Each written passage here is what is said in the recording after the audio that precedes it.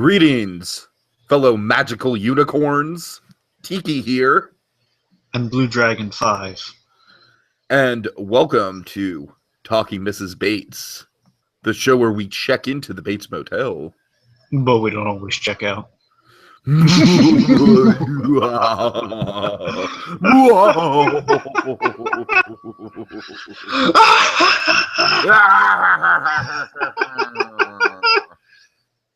Okay. So, BlueDragonFive, we're talking about Bates Motel Season 4, the penultimate episode of the penultimate season. Oh my God, can you believe we've gone this far? No. It's forever, BlueDragonFive.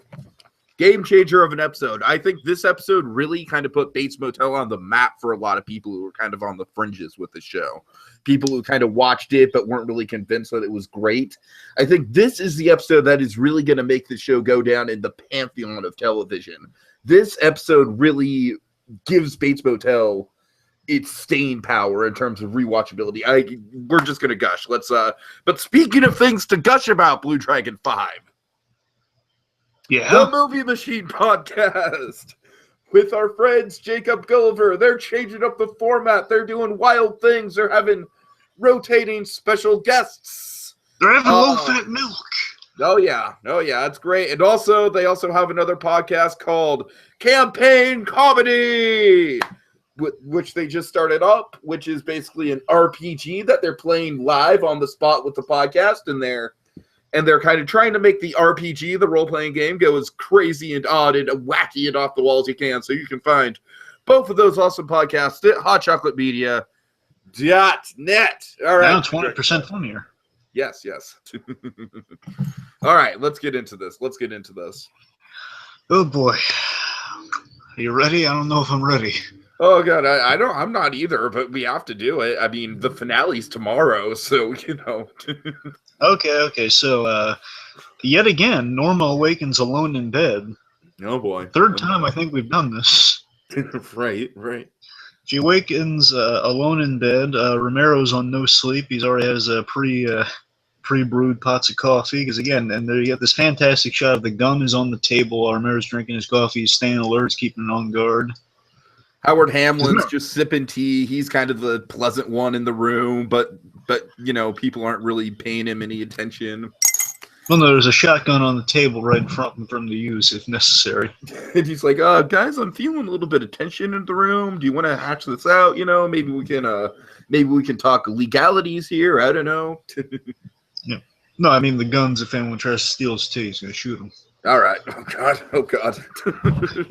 I don't know. I don't think Howard Hamlin Jimmy, would go that far. No, I'm saying if Jimmy McGill tried to steal his tea, you know, pull the gun on him. Maybe Jimmy McGill. All right. Well, let's not. Okay. So the point is, the reason Romero has that gun on the table is because Norman kind of lost it last episode. He didn't black out, but he got really antsy. He had an axe to grind with Romero.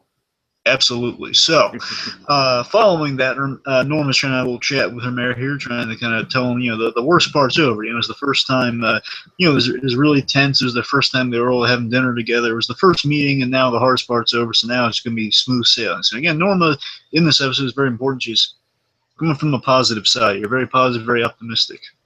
Kind of the beginning of the end for her here, because her real downfall is just kind of denial. As always, it's been her character fault, her character flaw since the very beginning. Denial. Oh yeah.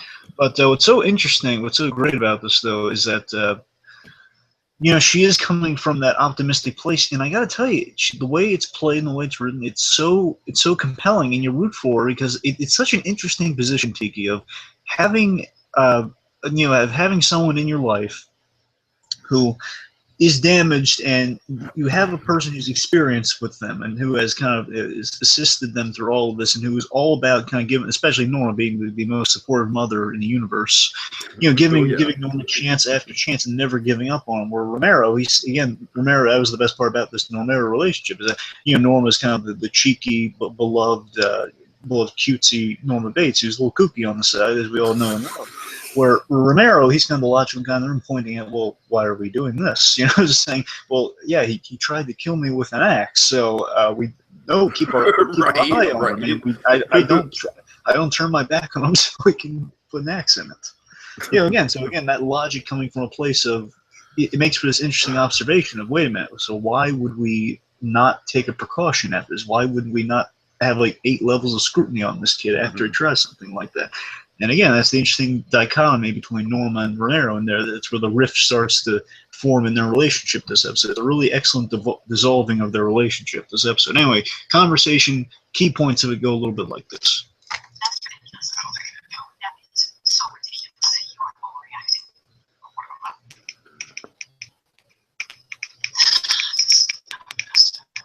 We are 2 parts of the same person. There's no possible way he could ever anyway for me, ever. It's just so wrong.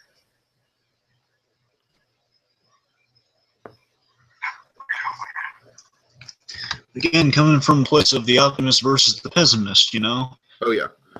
2 lines in the scene I want to mention. I love Romero just kind of being like, I'm not going to be the guy who tells you what you want to hear, because absolutely not. That's the Alex Romero we know and love.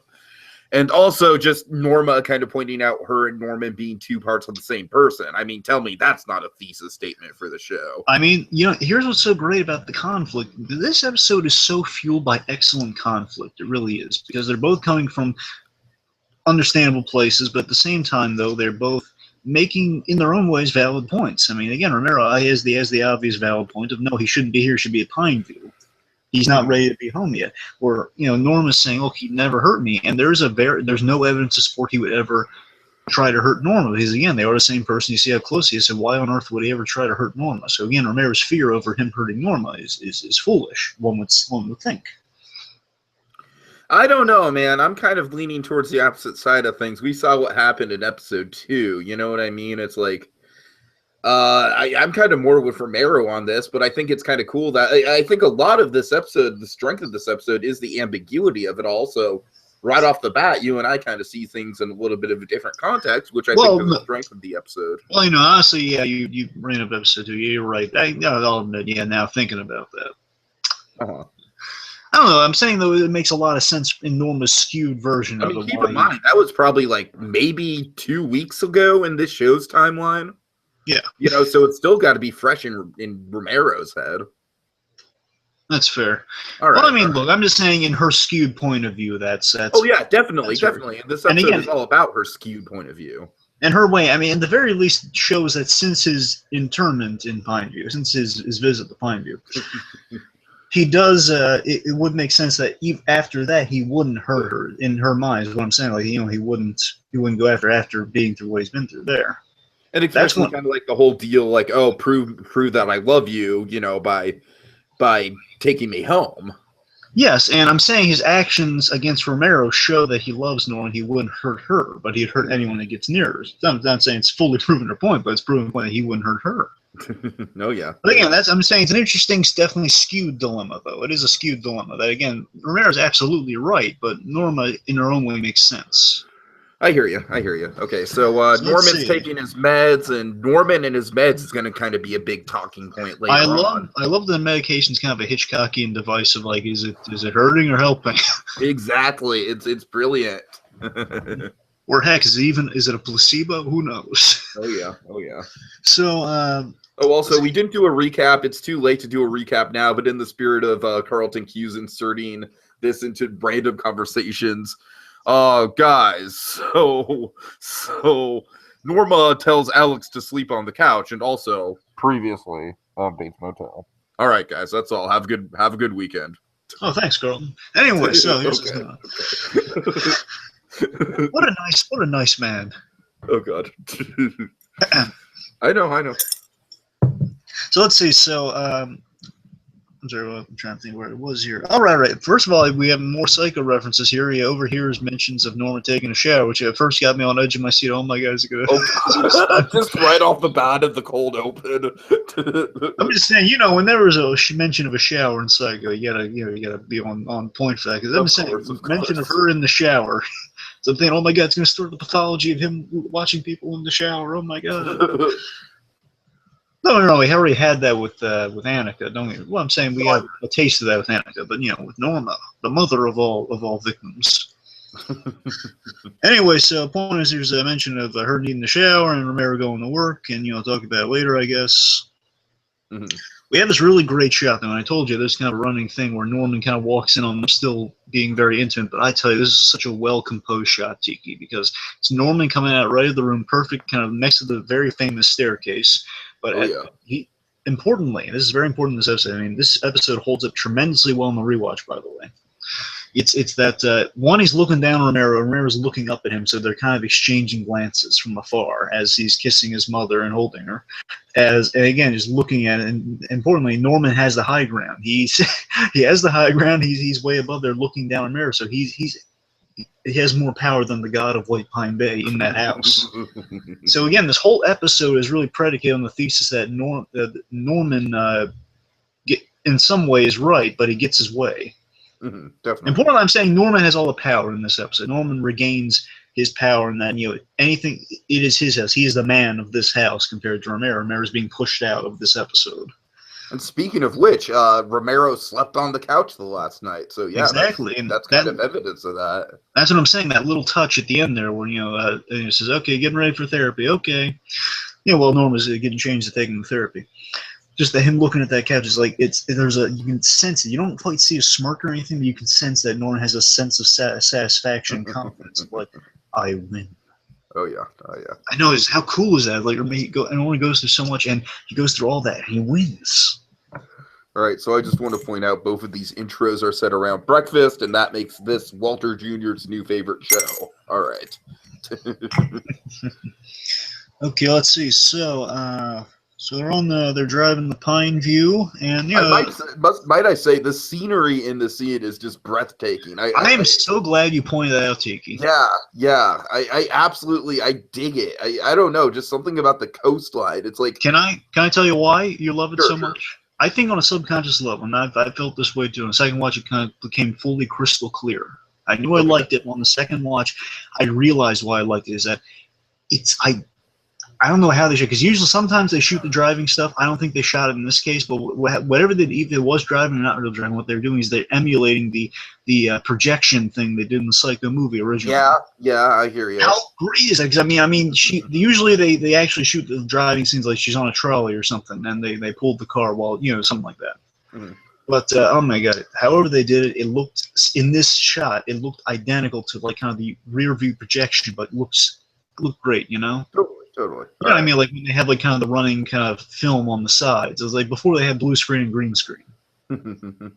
Oh my god, so perfect. Anyways, I had a little conversation on the drive here. Norman's trying to exchange some pleasantries, add some positivity in the air. Oh yeah. Again, remember, folks, it is the holidays after all. It's not Christmas yet. They're getting prepared for Christmas. Do you think the finale is going to be on Christmas? Do you think they're going to go that route? No, I think it's just like the week before Christmas. That's what I'm... Because again, they're 2 weeks into December. Maybe the season 5 premiere could be on Christmas. It's going to be a very lonely Christmas. I know, right? Anyways. All right.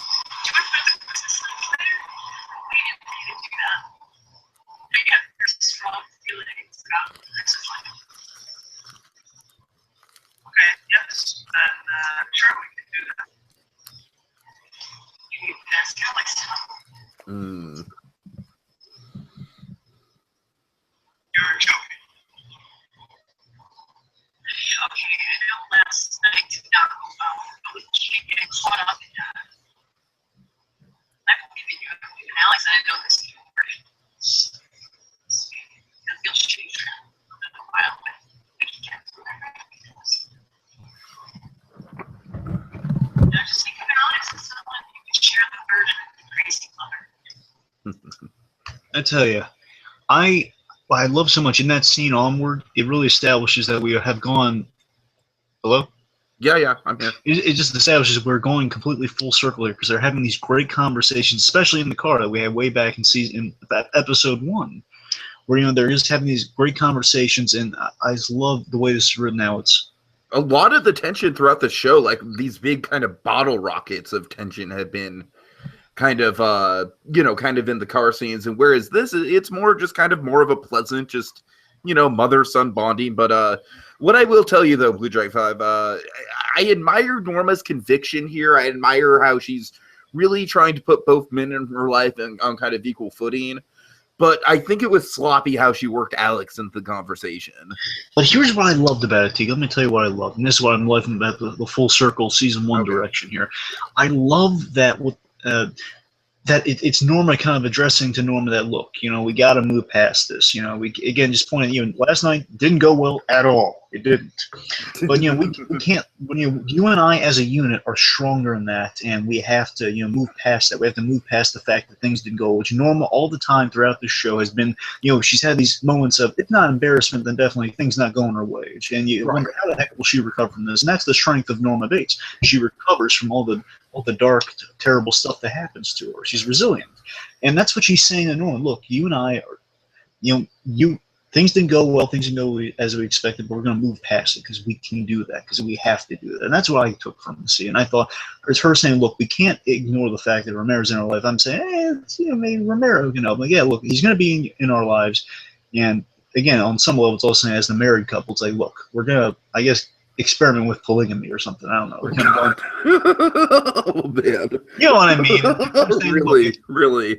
Essentially, that's what they're saying. It's saying, look, we have to extend our relationship to a third person involved here. So with that, though, we have to get used to this, and he's going to have judgments. Again, I love what she's saying. He's going to have some initial judgments, but eventually that'll pass. Because again, she's operating under that optimistic viewpoint she established to Romero. Again, how great is this, Tiki, on the rewatch? Again, she tried the same move on both men. Yeah, definitely. The worst part is over, and now telling Norman the worst part is over, and we see which one is more receptive and which one she goes with ultimately. That's what I'm saying. I just love all these multi-layered kind of things with that relationship at the same time. This is like way back when. She just brings up the blatant facts to him and says, you and I, we love each other. We that cord is there, so we're going to do this together. Sure. Okay, so we have another therapy session with Edwards. Edwards just, again, being so much better of a therapist than Finnegan could ever hope to be. Just kind of hearing Norman out, being very, very patient with him. But I believe you have some of this. Essentially, first of all, at one point, Edwards only has like 2 lines in this whole scene, but he still steals his, like, yeah, what a therapist Like I said, he's still he's just very, very, very level-headed, and that's what I love about Edwards. Absolutely. So essentially, it's kind of broad stroke because I had to cut some of it out here, but basically, it's Norman kind of airing out his thoughts again, as Norman has just reached out to him, saying, "Yeah, well, come on, Norman." I think it's like someone to share the burden of a crazy mother. And Norman at first is taking that in the scene as, well, I mean, she's trying, and I'm going to try for my mother's sake, but I still hate this guy so much. He's airing that out too. He's airing that on what it's not just hating Romero for what he is. It's hating at this rate, Norman just wants to get in contact with George and stage some sort of like Three's Company blind date thing where Norma gets back together with George. That's how bad it's gotten. Honestly, I'm just imagining Norman kind of pulling a Deadpool move where he kind of shoots Finnegan. It's like Finnegan, Romero, and George are standing in a straight line, and Norman only has 1 bullet. He does this awesome little flip, and then he pulls out a knife to finish off the last one. Anyway, so oh dear. Okay, so Deadpool references aside. No, seriously, what's great about this is that it's Norman airing out not just that he hates Romero as a person, but he gets into that in the scene, but he hates more so what the marriage as a whole is. He hates the reasons for this whole union here. And the beginning of it's kind of missing here, but it's basically saying, did you know she's marrying for the insurance? Again, I love his casting mother-like disparities on the idea. Who gets married for the insurance? Again, even on the medication, he's still sounding like mother. So again, there's some question of how effective that medicine is and how much effect it is on it. But then the rest of the scene goes like this. Okay. That the marriage is real. Oh, here's your new dad. Oh, look at the sheriff. Here we all are together. What a big happy family. Yes, it would because it is not real. It is all about her fear of being alone. And so when I went away, and she wasn't the sheriff, I had no problem stepping in. I've always had this feeling that he hated me, and now I know why he wanted to be with her. Oh, he couldn't wait for me to be locked up in here and pay for it so he could just get to her. But let me tell you, Amelia's got a big surprise coming when he realizes just how difficult she can be and how damaged she really is. Before we continue to the clips that are going to be used in Highmore's Emmy acceptance speech, I just want to point out here that I love just all the little quirks here of just saying Alex and, oh, look, it's the sheriff. His hates Romero so And next week on the brand new hit sitcom, My Dad the Sheriff. I just love how comedically he hates Romero. But again, I love, though, Norman is coming from a very relatable, understandable place. If you were if you're in Norman's shoes, you were essentially paid for to be a mental institution, and then you come back and suddenly you got a brand new stepdaddy. Yeah. Like I was going for, if you find out you're paid for by a guy who's married your mother, you feel kind of trapped and shoved aside. Definitely. I'm saying that's a big betrayal right there. Norman's working through with Dr. Edwards here. Mm-hmm. I think there's something very telling that this is an unresolved session. Edwards doesn't really give him a solution here. It's really telling. Oh yeah. Anyway, so the rest of the scene here, and here's what I call one of our favorite segments here, for your consideration, where we basically use some shoe polish and we use some spit shine. We basically kind of do the whole Emmy works with Jonathan Banks sitting in a chair beside it for Highmore's Emmy. With a little bag of pimento on his side. Yep. Oh, right. Gotcha. It goes a little something like this.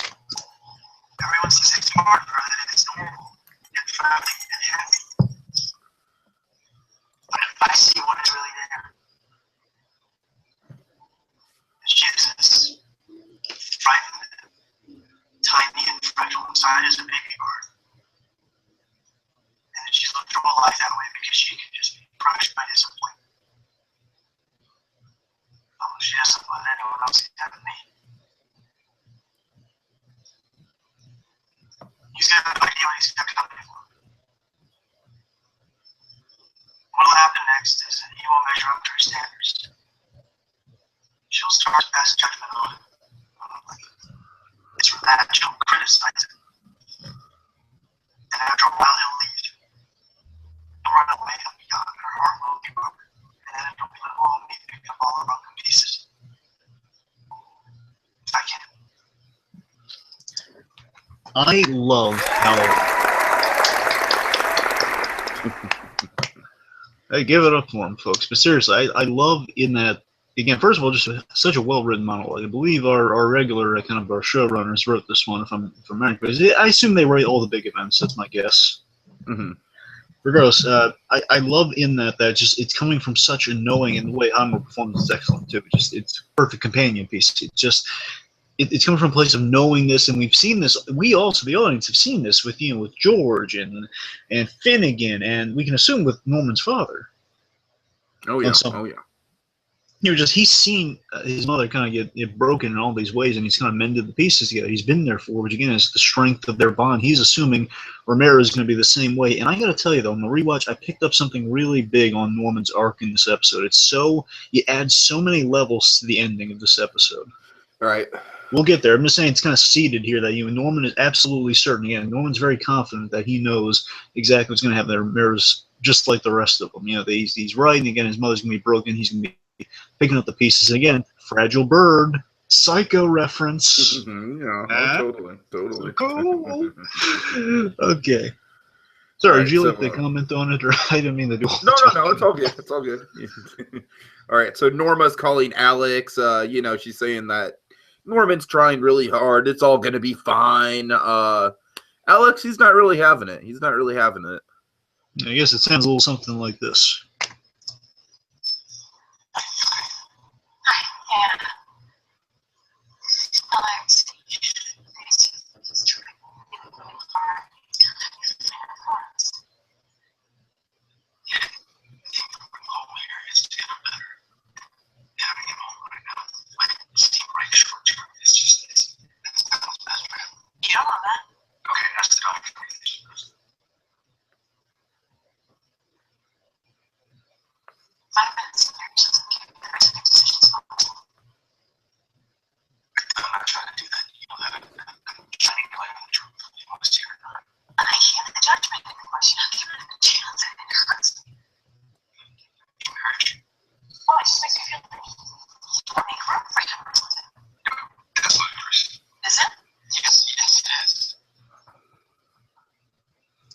I tell you, I love that. Again, what I'm loving about this conflict, Tiki, from Norma's side is that it's Norma who's seen Norman at his worst various points in the series, especially season 3, which we've seen. And again, she's because he's her child, she can look past that and give him another chance. Where you have someone from the outside, Romero, who's not having that, and she's feeling that judgment from Romero on Norman, like any outsider would.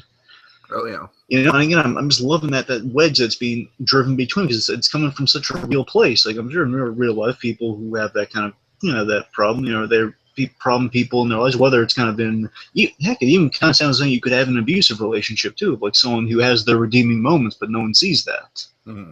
Mm-hmm. Again, just like, you can hear the judgment. Again, we like Romero, and we understand where he's coming from. At the same time, we know Norman at his core. And I think this whole episode also really shows that this is kind of like the last vestiges of Norman's humanity. We see that Norman isn't fully gone yet. He is at his core a human that we do, a human being. That this episode is actually kind of like the most sane and logical that Norman has been since like season 1.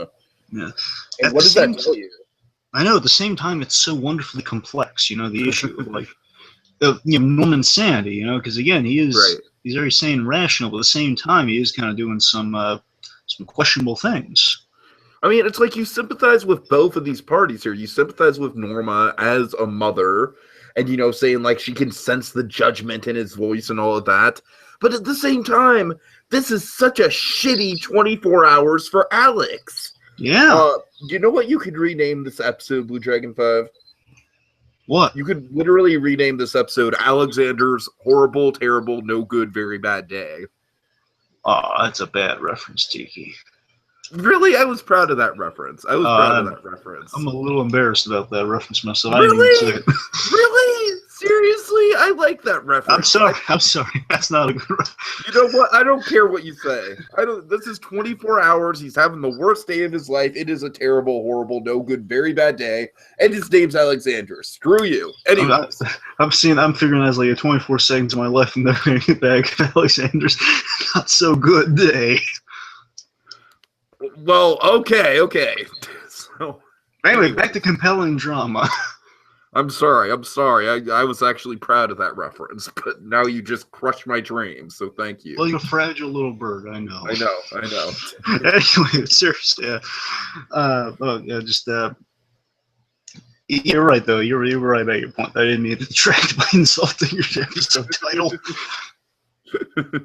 It's all good. But Romero is going through a lot, though. He is. Mm-hmm. And again, that's the thing I'm loving. Last thing I'll say before we move on, I suppose, because Norman was coming out. And I gotta love Norman is also a literal wedge between the phone call, too. No, he's here. I gotta hang up. Bye. But I love that, again, we see that Norman in this episode, her point is proven that Norman is the sweet kid we know from the beginning. It's reminding us, as far gone as we think Norman is, because we're coming close to the end here, he's still...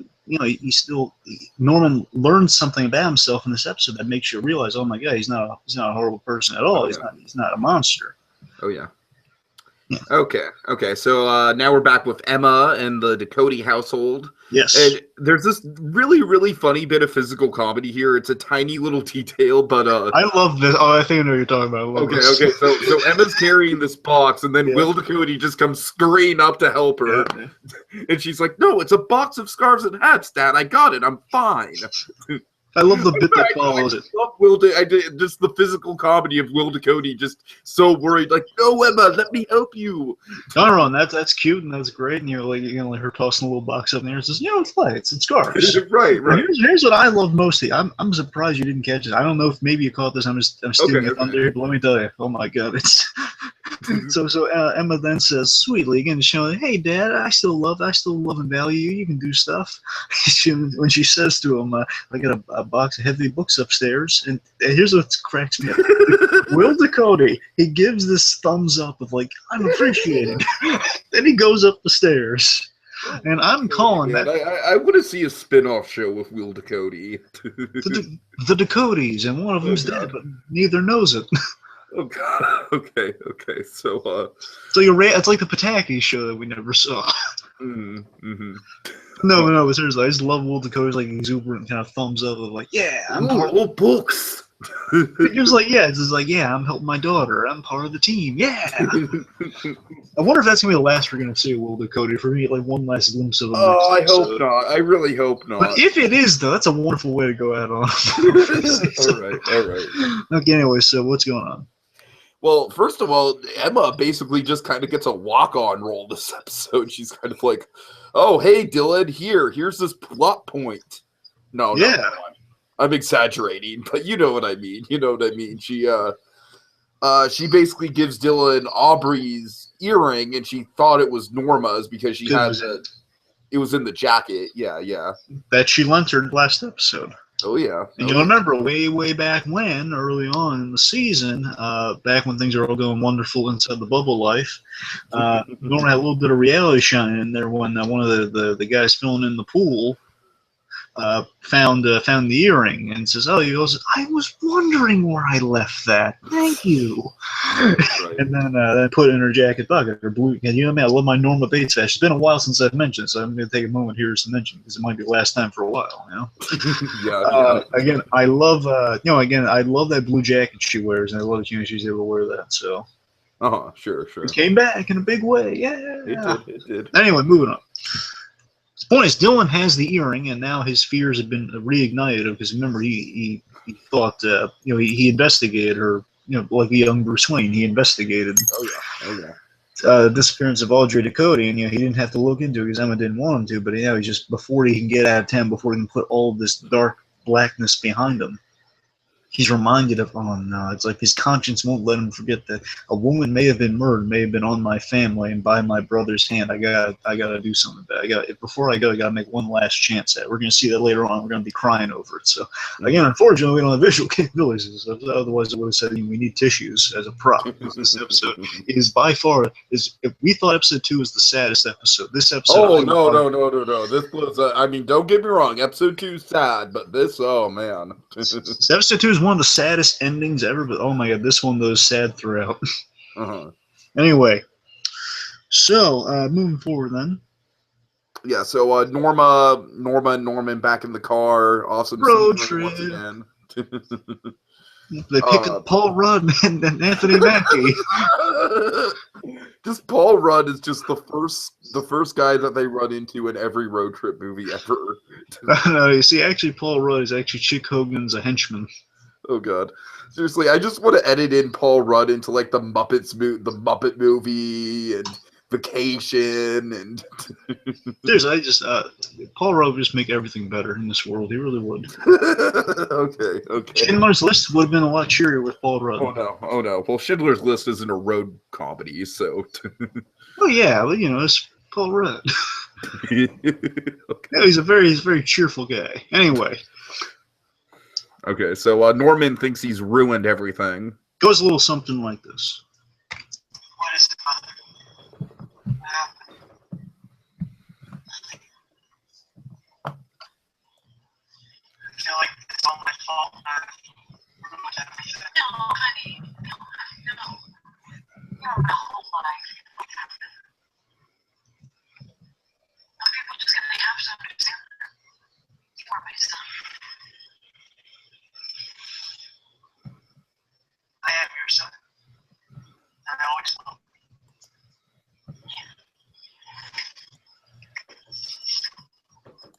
First of all, such a lovely moment, and I love that she's holding his hand, and so motherly, so wonderful. And I gotta tell you though, in case I probably mentioned this like last season or something, but mothers really love this show. By the way, oh yeah, they do. They adore the show for moments like that.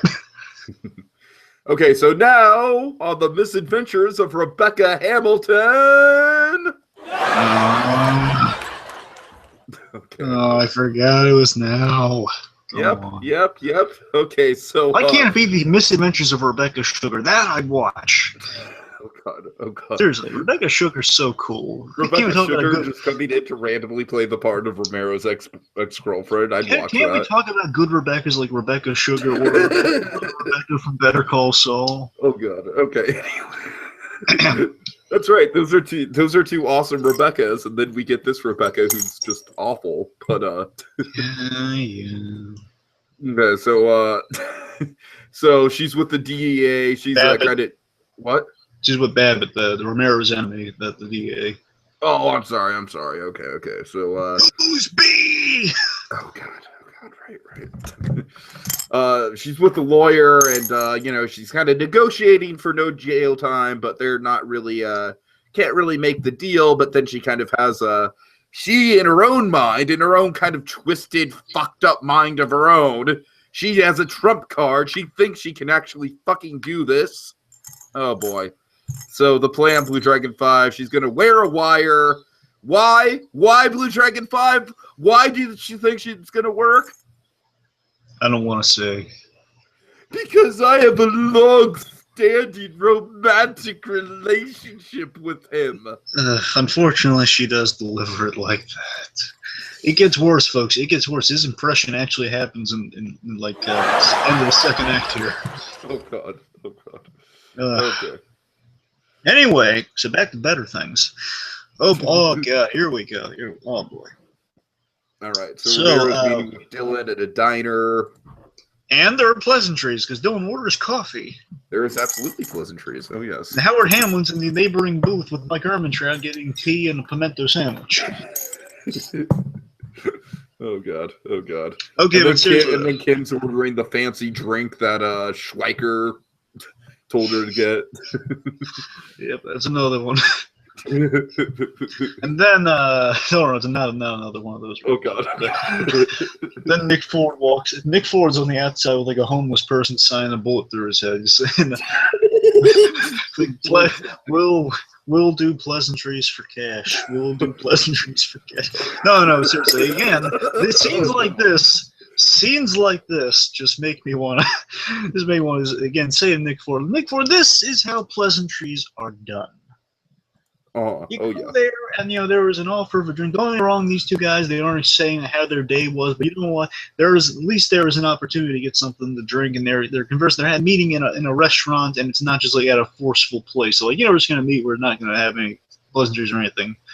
I'm not drinking anything. You're not drinking anything. That sort of thing. None of that's going on. Anyway, so pleasantry talk aside. Sorry. Dear God. Can I the pleasantry jars every time we say pleasantries? Well, I mean, I thought it was just when the actual thing itself happened, but it's. I'm kind of winging it. Anyway, so let's see. So our two guys are having a meeting here again. I love them when Romero has scenes with Norman and Dylan. I think those are good scenes, and he rarely has scenes with Dylan. They're always good. So they meet. Well, I think throughout season 2 we had a lot of scenes with Dylan, though. Yeah, but I mean, not a lot between him and Romero, though. I don't know. Season 2 Romero. Remember, season 2 Romero? It kind of looked like he was going to be Romero's protege for a little while there. Well, no, that was the cliffhanger we had in season 3. Opening season 3. Anyways. So anyway, so they're talking. Romero's confiding in Dylan that he's afraid for Norman's safety, and they're asking if Norman has any history of violent behavior, which he does. Mm-hmm. So he's basically he's talking to the same member of the Bates family here, saying, "Okay, listen, I think we're going to need to commit Norman. It takes 2 family signatures, which would be mine and yours. Oh yeah. If we can get it done, we can have him committed to make sure everyone's safe." And Dylan making the logical point again. I love the 2 logical guys in the room having conversation together at a diner. I really like that. Just pointing out that, hey, Norman's not going to like that. She'll hate that idea. And I'm going to try talking to her first. Romero's still not too crazy about it, about him talking to her, because he knows that could go south, but, I can't really do anything. I got a question, though. Yep. Just because while we're on the subject, the thing we just had a lot of coins to, I am curious. Do you think Romero's paying for that coffee Dylan ordered? Do you think Dylan just is going to let that? Well, it's kind of funny because if Romero pays for it, that's a pleasantry for Romero. But if Dylan pays for it, it's a pleasantry on Dylan's part. It's like, no, I got it. I can pick up my own tab. I'm just saying, do you think Romero would go out of his way to say, no, never mind, he left, so no, don't charge us for the coffee? You think he's going to pay for the coffee? I'd like to think he would pay for the coffee. I would also like to think. I just wanted to address it because Dylan just kind of left abruptly. I don't know if he paid or what, but he left. Anyway, so next scene. No, that is true. That is true. Very minor thing. That's all. I just wanted to point that out. Oh God! Oh, Nick Ford, you make us point out the most minute details. Let's see. Oh boy, this is the scene. This is the big scene, folks. Oh yeah, get your Emmys and your tissues ready. Okay, I don't have visuals, but if you mind turning off your mic, BlueDragonFive, I do have some audio that I want to play. Okay. Mm. All right. Mute your mic for a sec. Unplug my headphones. Turn up my volume and play a little bit of this. Hold on.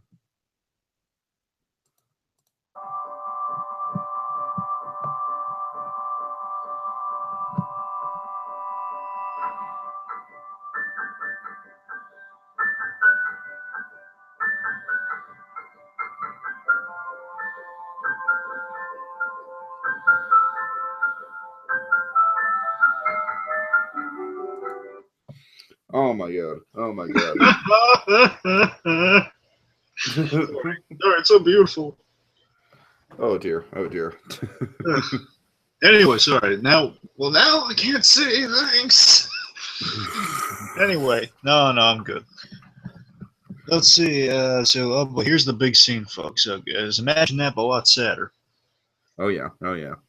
So Dylan pulls up. He instantly shows Norma the earring. And Norma, she's trying to lie. She's doing a bad job. Not as bad of a job as Rebecca is going to do in a coming scene, but Yeah, but seriously, here's how it goes, folks. So, again, Dylan, he's finding Norma doing laundry. Full on. By the way, this whole scene about play bits here and there for you here. This, get your pennies ready, Tiki. This is full on. This is out of everything we've seen in Bates Motel. I gotta tell you, this is the definitive young Bruce Wayne scene. oh, I agree. I mean, tell me if I'm wrong here. No, I have it in my on. notes myself. I agree. This is the scene. All right, So all he right. confronts her, and he's basically dismantling. He's a full-on detective in this scene. You know, he's standing up to be he's fooling crime. So, well, he technically is. Anyway, so he kind of confronts her while she's doing laundry about her claiming that it was Audrey's earring. It goes a little something like this. And, oh, boy, yeah, I tell you, though, this whole scene, especially towards the end here, I mean, Max Theory, again, unfortunately, has been kind of overshadowed with the Emmys this year by the other three fantastic actors in this show. But I tell you, though, he deserves one, though. Oh, yeah. Oh, yeah. Give him one for supporting, folks. I don't care what it is. Just give him one for supporting. Lend them one. I don't care.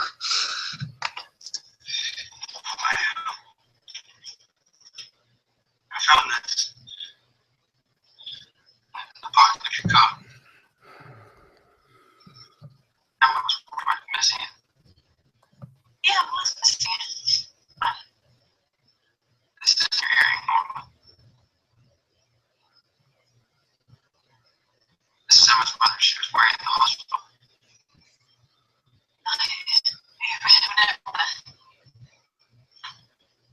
Can I have it? No, you can't. I don't know what your problem is. Why did you have it, Norma? Just not outside. I must put it in my pocket. Then why were you pretending like it was yours? Didn't see where she explaining why you're making such a big deal out of it. Before it goes forward, let's just mention again, just Dylan here in this scene. I love he's unraveling her throughout the scene. He's like giving her no place to go. He's cornering her with the truth. Again, it's like Dylan. He's going against what he promised himself last episode. Like, I'm going to get out of town. I'm going to leave them behind me. It's like before he does that, he's going with Emma and their father. It's the plan, at least. He knows that. Look, this is my last chance before I go. That earring was a reminder of, like, just give my family the help they need before. It's like that. It's like a parent. It's like Dylan is the patriarch of his family. You know, he's the actual father of his family. You know, he's pointing out. It's like, you know, will my child live without me, sort of thing. You know, it's like, will my child be able to make it without me around? It's like, Now, will these? Go ahead. It's like, will these unstable people be able to not get into trouble without me around? Oh yeah. Oh yeah. And I think the answer to that is a definitive no. But now I just want to point out the most young Bruce Wayne thing that I think Dylan's ever done on this show is pointing out how he noticed the earring on Audrey in the hospital. Oh yeah. For me, it's when he says, "That's not your earring." Right. And I think it's almost as if Carlton cues himself. He was like, hey, Carrie, I'm listening to this podcast, and these guys are mentioning that Dylan reminds them of a young Bruce Wayne. I'm thinking we should have him do some real detective work here. Also, previously on Bates Motel. I love that running gag. I wasn't quite sold on it the first time. I think now I am. Oh, I'm going with it. I'm going with it. Okay, anyway, so then the scene continues like this, but again, I love it. Him. It's almost kind of like Tourette's or something. He just has to live with it. Okay, but seriously though, again, I love that just he is Dylan, the desperation in Max Therria's performance here, just how he's unraveling, just trying to pound it into her head before he leaves. Please do something about this, Norma, please. Again, it's really powerful stuff here, and again, give him an Emmy, folks. Let him touch it. Just let him touch it for 5 minutes. I think he deserves that much at the very least. Yes. Anyway, at least put his name on it and give it to him and tell him to run. I don't care. Anyway, it goes like this. The scene yes, we'll just give him a whole truckload of hers. I don't care. Just magic marker, just like MAX, just over the Anna gun engraved. Yeah, it looks like it says Anna. It doesn't matter. It was mine. Okay. I earned it. She didn't. He did. She just waited out until the half of season 5. Oh god. Okay.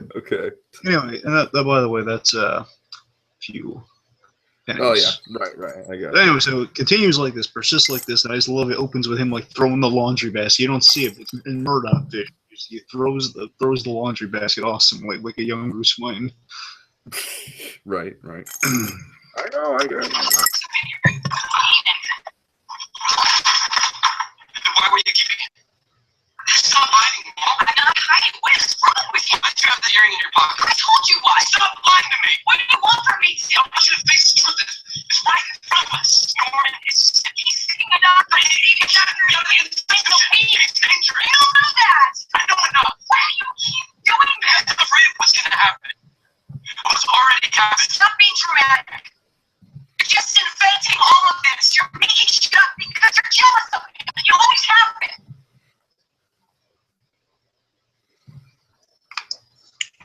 Whoa.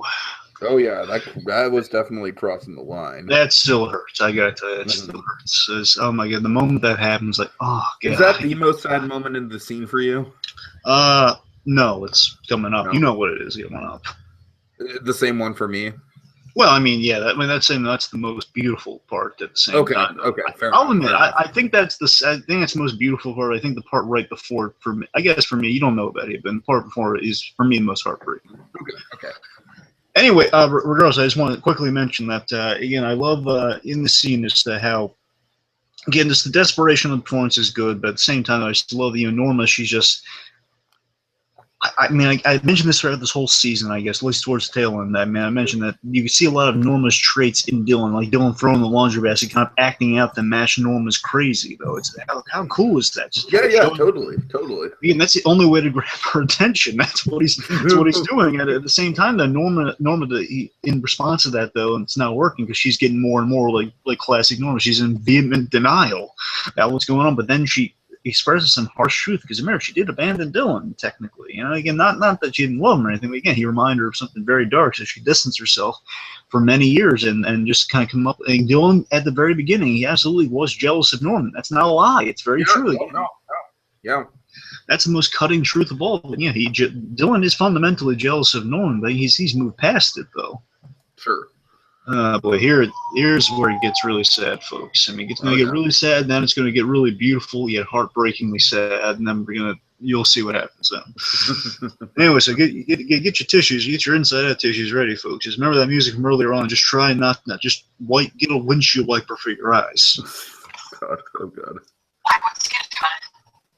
I'm sorry to preface it by that what's said before this moment happens. I'm sorry, it's important. Romero, Dylan has pointed out, after that cutting line, he said Norma immediately tries to take it back, realizing I went too far. But then he says, I'm not the only one who thinks that way. It's Romero, and as he's leaving, Norma's then following him. And this is for me, there's a really sad bit here too, by the way. now she's pursuing him. Now she cares the fact that Romero's involved, not the fact that Dylan was bringing this up to her. The fact that, sadly, at its core, that she still cares more about others than she does about Dylan. And yeah, right. And I think that Dylan bringing up Romero to begin with is kind of his way of getting back at her for that cutting comment. You know, it's like, yeah. Well, here's something to make you feel bad. And again, this is Dylan. He's always done from the beginning, just pointing out the truth and being very direct about it. Norman never hearing it, but now it's like him saying, "Well, look, this is the truth. Romero is conspiring against you, and this is what happens when you don't listen to logic and common sense." Oh, yeah. You know, again, it's Dylan at a certain point is also kind of showing some compassion towards Norman, saying, "Look, this is what you're risking if you don't listen to me. We could commit him if we wanted to, but I'm stopping. I'm trying to stop it, but you're not listening to me." Anyway, so then it kind of builds this. After hearing, it was Romero, and Dylan's just still not mentioning it a lot, but she's just really harping on just to get more information because she hears Romero. It goes like this.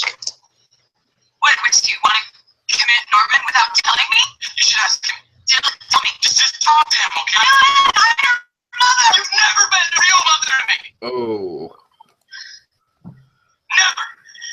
Oh, Look, man. I've tried, okay? I know that you've tried to, and I can't do this. I can't do this anymore. I'm done. Dylan. Please give me the earring, please. So I tell you, just 2 bits in that, just 2 bits in that, and the scene to follow are the saddest things to me. It's just, oh my god, it's one just. You see Dylan just get his heart broken in this scene, and him saying, "I'm done. I mean, there is nothing I can do. I want to help you so bad. I do, and I know you never mothered me. That's a fact. Because remember, you ditched me, and I found you. That's how the whole series started. But at the same level, it's like, look, I know you and I have both grown over many seasons here. We've tried, and you've tried, and I've tried, and I get that. I get that. We're not perfect, but look." You're not listening. There's nothing I can do. There's nothing I can do to save you from the path you're going down here. I'm sorry. I'm sorry you and I weren't a better mother-son for me to be able to tell you something and for you to listen and not fall down this path. I can watch you fall into that hole again. That black hole we mentioned last episode. I can't watch that. I'm done. I can't stand by here. You guys, I can't live this self-destructive lifestyle. I'm not going to live it. And he's getting ready to leave. And here's the sad part to me. I mean, that in addition to the following scene, I think is the best acting Max Eric's ever done in the series. I would agree. Yeah. This scene is definitely Max Eric's high point for sure. But I tell you though, again, this is Max Theory. It's for your consideration segment, by the way. Oh, yeah. But seriously, here's the subtle sad part to me is that even after both of them have these really cutting yet really emotional remarks to each other, he's about to leave, and you think Norma's going to say, "I'm so sorry," and you're right. She doesn't. She still is focused on protecting Norman about the earring, about covering her lie. Just saying, "Dylan, please give me the earring." Just, oh my god, I honestly thought there was something a little bit darkly comedic about that moment because it's just in such poor taste and it's such the wrong thing to do. Again, to me, I just found it's like the most sad thing that her moment of change she doesn't take. She doesn't take to redeem herself in her son's eyes. Okay, that's interesting. Yeah, but I hear where you're coming from. Okay. It said, just give me please give me the earring, Dylan. That's the only thing that connects us to any of us in this. It's so sad. No, I hear you. Okay, so then let's. Sorry, I was trying to find myself. Oh boy, it's. All right, well, let me take this. Basically, one moment. Basically, the way it kind of plays, it's kind of. I'm sorry. Yeah, I have a little clip here. There's one to play. It goes a little something like this. So basically, essentially, what she's saying with that whole earring thing subtly is. Whatever. Do what you think you gotta do. I have deals. That's the comedic way of saying what she's saying. Anyway, so then you'll lead us up on this one. For the moment. I'll play the moment when it happens. Is what's going on here. Okay, so Dylan kind of bursts out of there, and Norman is at the bottom of the staircase. And oh my god, folks, just this. Yeah, from a personal level, this is definitely the most heartbreaking moment of the episode for me. And, you know, Dylan just, without any hesitation at all, despite the fact that he knows Norman's dangerous, he knows the threat that he causes to Norma, but he just, at the end of the day, it's his brother. And no matter how damaged his brother is, he'll always be his brother. And he just goes up and just gives him the most loving, most genuine hug. And I don't know, BlueDragonFive, I've seen this episode 3 times. I can't help but cry during that moment. Genuine tears. I get so warm and fuzzy during this scene. This scene is the most beautiful yet tragic scene of just a brother trying to. It's not so much. No, the hug's beautiful, but what follows it in this line he says to him is like the most kind of like tragic. Like, please, again, we know what ultimately happens. It's the most tragic. I care about you. Please don't go down this path you're going down. Please. Totally. Again, Dylan is presenting the moment of change to both of these people in the scene. Think about it. There is a moment of change each can take to kind of avoid their ultimate fates in the scene. Dylan represents that bridge of like, look, this is the last warning, guys. This is your chance to jump off the train before it barrels down off the cliff. Okay, your last chance. Please, I'm begging. Please don't do what you're going to do. Oh yeah. And it goes like this. And again, just you're right. There's that Dylan's running towards Norman. You think, oh my God, what's going to happen? He's going to run past him, or well, but they're going to storm past him. But no, he goes in for the hug, and it's the most beautiful image. And yeah, if you can get this as the image, I would get it if I were you. I'll try. It goes like this, folks.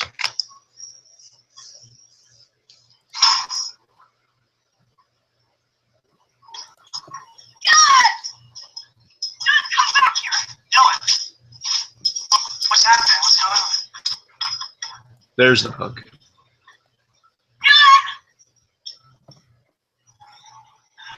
Oh, well. You need to take yourself back in the pocket. Please, Mom, never gonna do it. You have to do it yourself. What are you talking about? Don't say anything, Tim.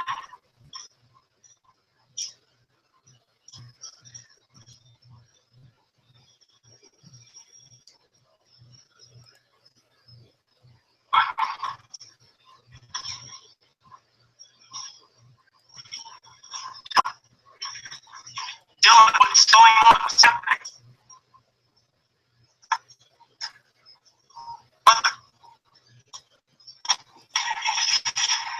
I tell you, though, there are so many great levels to this scene. I'm going to try so we don't talk about it all day. I just want to mention 2 like quick ones real quick. One, how wonderfully poetic is it, Tiki, that Dylan's arc starts the way it ends. Again, we're going full circle here. Is that Dylan is now at odds with Norman, but he's still on good terms with Norman on the end. Because remember, when he showed up, he was angry at Norma. He's very unhappy with her, and she's kind of poisoned their relationship yet again. And still on the way out there, he gives that hug to Norman. Because again, even from the beginning, he didn't view Norman as a lost cause or anything. He still had hope that maybe Norman would get out of another shadow. Not. Right. Again, I just love that. How We poetic. saw like that bonding moment early on, where they're playing croquet together. That's definitely like, and Norman's like, hey, I'm happy for you and Emma. So again, he's leaving as he entered, though. How great, how beautiful. Right. Full circle is that. But here's what's even better. Tying it all back to season 1. That's the great thing that this season's done in terms of the writing, for sure. I tell you, though, there's a beautiful moment. I don't know if you caught this, Tiki. I got to point this out to you. Get the penny ready. It's like there is a fantastic. I'm not saying it's just because this is where I'm saying it's so well acted, but he has the best visual young Bruce Wayne moment in this scene. Where again, Norma is coming after him. This is kind of another sad but beautifully acted moment here, where Norma's coming down there and she's saying, "Don't tell him." And again, that's her main concern, like, because Dylan knows he gives her this glare, this bat glare. He gives her a young Bruce Wayne bat glare. Seriously, he does. If you look, just the acting on Max Theory, it's so chilling. Also, I agree. The whole with Norma saying, "Don't say anything to him." That to me, it's like just the ultimate. Like, she is 100% committed to Norman's side in this. She is straight up turning her back on Dylan in this moment. But seriously, you saw the intensity in that look he gave her, right? Oh yeah. You know what's so beautiful about that, again, aside from just the way it kind of looks in regard to our running joke, but seriously, how it is. What's so great about that is that it's Dylan's last kindness to Norma, but also realizing that. Sorry, you can hear me, right? Yeah, I can hear you. It's his last kindness to his mother, like that begrudging kindness to his mother, but at the same time he realizes from what she's saying there that if he tells Norman this, it's like him intervening in their fate when he really shouldn't. But secondly, it's also like he would, if he told Norman this news and Norman didn't find out for himself, he would crush him. He would crush Norman and Norma, both their lives, and he would ruin them. Mm-hmm. You know, it's like kind of that last kindness to Norma. At the same time, it's like him protecting his brother by knowing, like, if I tell him what's going on, he's not going to do it for himself. You know, it's not him doing it for himself. He warns him, though. I love that he warns him, saying, "Listen, Norman, you're not well. Please check yourself in." Oh, God, it gives me chills when he says that. Why don't you just play it, folks? Again, such a sad sequence and moment and so beautiful. He drives off. He might not be coming back till next season. Oh, it's so tragic and, so sad. And speaking of so sad. Oh, God, here we go. Here we go. Prepare you, folks. And again, this might go on for a bit, but, you know, it doesn't matter. It earns it. It earns it.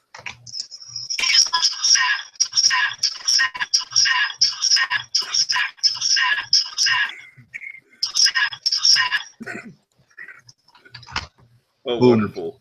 Wonderful. Thanks for doing that. It's not the only sadness we're going to have in this episode, folks. Just, you know, we're going to have like a 150 Legion sad march or something going on. Oh, God. Later on. But again, you think, how the heck can it get more sad than Dylan leaving and just giving his brother a hug and turning on Norma? How much sadder can it get? Well, you're going to see by the end of this, folks. You're going to be bawling. You're going to be leading vigils in the street. It's going to be beautiful. Anyway, so next scene. So again, aftermath, I suppose. Oh yeah, oh yeah. So the aftermath is, you know, Norman's raising the really logical question. Oh my God, that was a big moment. What happened? What's going on? And basically, or what was that? Yes. I was so caught up in emotion. I don't have that clip this episode. It's all good. It's all good.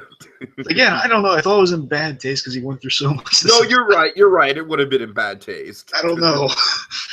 Regardless, because that's the thing. I had more clips in this episode. I took them out because this episode's a real serious, emotional one. I hear you. Not to say after the moments happen, I don't have a few laughs in there. Anyway, so basically, what Norm explains, Dylan and Romero don't think you should be back at Pineview and don't think you should be home. And then she has this really loving line. I got to tell you, it's building the trade. So again, the moment of change has been passed, and now they're stuck with each other through better or worse. And here's what happens. Again, there's you think in a million years this just be the happiest ending ever. How sweet these two are to it. How sweet the two of these people are to each other. It goes like this. Because everyone thinks they know more than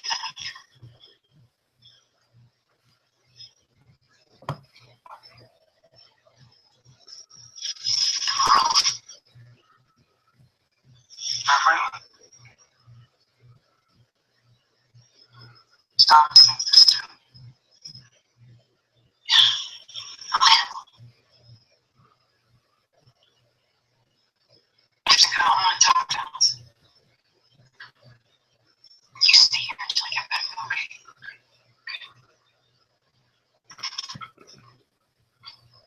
Mother.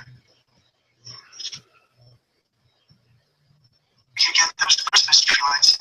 We could both start on that tomorrow. Yes, honey, I would love that. I love you, Mother.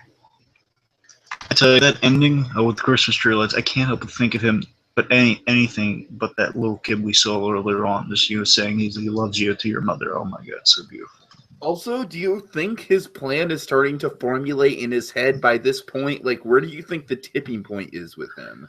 Well, let's see. So my theory on some of Norman's kind of methodology here would be that at this point it's things are going great for Norman, and he is thinking that at this point that there's a beautiful moment here. So again, right now, before he has the big discovery moment that he's about to have, he is he's confident. He has realized everything's going Norman's way in that my mother is finally coming around on my point of view. She's realizing things, so I don't have. She's realizing, as he predicted with Dr. Edwards, that Romero is not going to end well with her. So she's realizing that. Then he's putting him on the couch, which is like the first sign that okay, he's out the door. He's on his way out the door.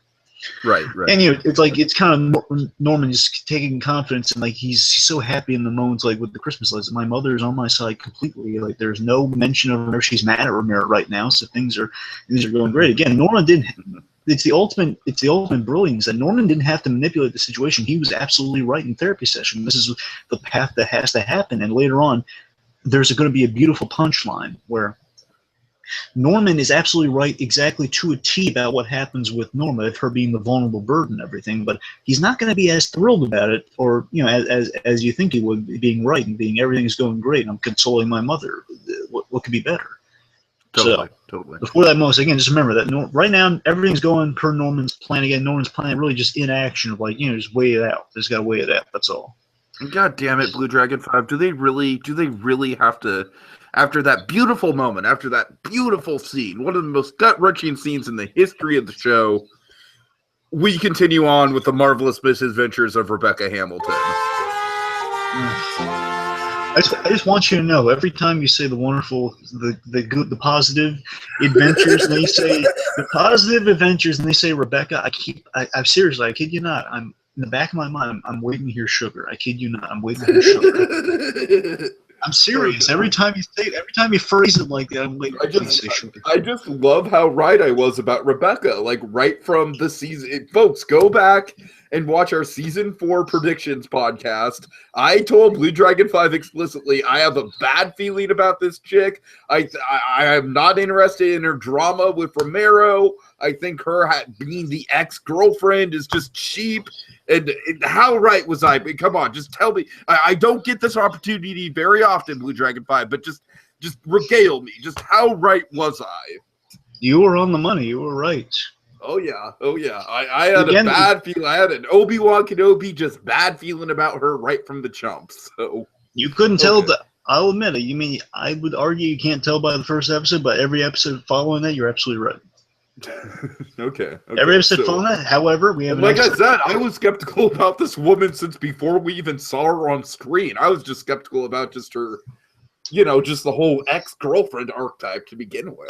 Here's the thing. I thought she was going to be an actual bad guy and not just kind of whiny girl involved in bad crime. Oh, God. Oh, you thought she was going to be a genuine antagonist? Oh, you that's poor what soul.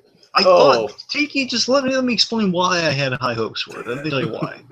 Because, again, we have a good payoff here. She's terrible in it, but Romero is the good payoff in this scene. But Absolutely. My thought going into it was that, hey, what kind of woman would hold Romero's attention aside from Norma Bates? It would be someone who can match him, and what kind of and that's a threatening woman to be involved with, who'd be out to get you. She could hold her own against Romero, and we see she is not the case. Oh, okay. But you can see where I might have been excited by that notion, like, oh my God, the ex-girlfriend, or in this case, ex-wife of Romero, who again was married to Romero, so by proxy, some awesomeness should have followed, but nothing. No. Like I said, just the whole thing of her being the ex-girlfriend or ex-wife or whatever the hell she was. I knew it was cheap drama right from the start. I knew it. Well, you get the money. Okay, well, let's break this down. Because I think this is hopefully maybe the last time we'll see her. Hopefully. Well, I have a great little additional punchline to this. I think you're gonna like. I also have a punchline to this, so we'll have to take turns with our punchlines. You set it up with the over the top performance, and I'll deliver what our hero says. Okay. So Rebecca, she sits down all casual like with Romero. Now, Dragon, I've tried to listen to this line like 2 or 3 times. What is the logic that she gives for not being with her supposedly sick and dying mother? It was foolish of her to do something alone, but what was it? Do you have it? I didn't care. Okay, I'm gonna be honest. I didn't. Fine. That's fine. I don't know. I just don't know. It's like she just gives the most lousy excuse. It's like, yeah, I just knew it was terrible. I just kind of like, okay, this is some sort of bad excuse for like why she's not visiting. It's like the last time she sees Alex, she's just going on like, oh, I have to get out of this town because I have to be with my sick mother, Alex. I don't have a choice. Oh. I would cooperate with the DEA, but my mother has a common cold. You know, just to distract for a moment from all the sandpaper grading madness of Rebecca, I just want to point that I'm imagining happy thoughts right now. My happy thought is Romero having a scene with Miss Piggy in some context. Oh, God.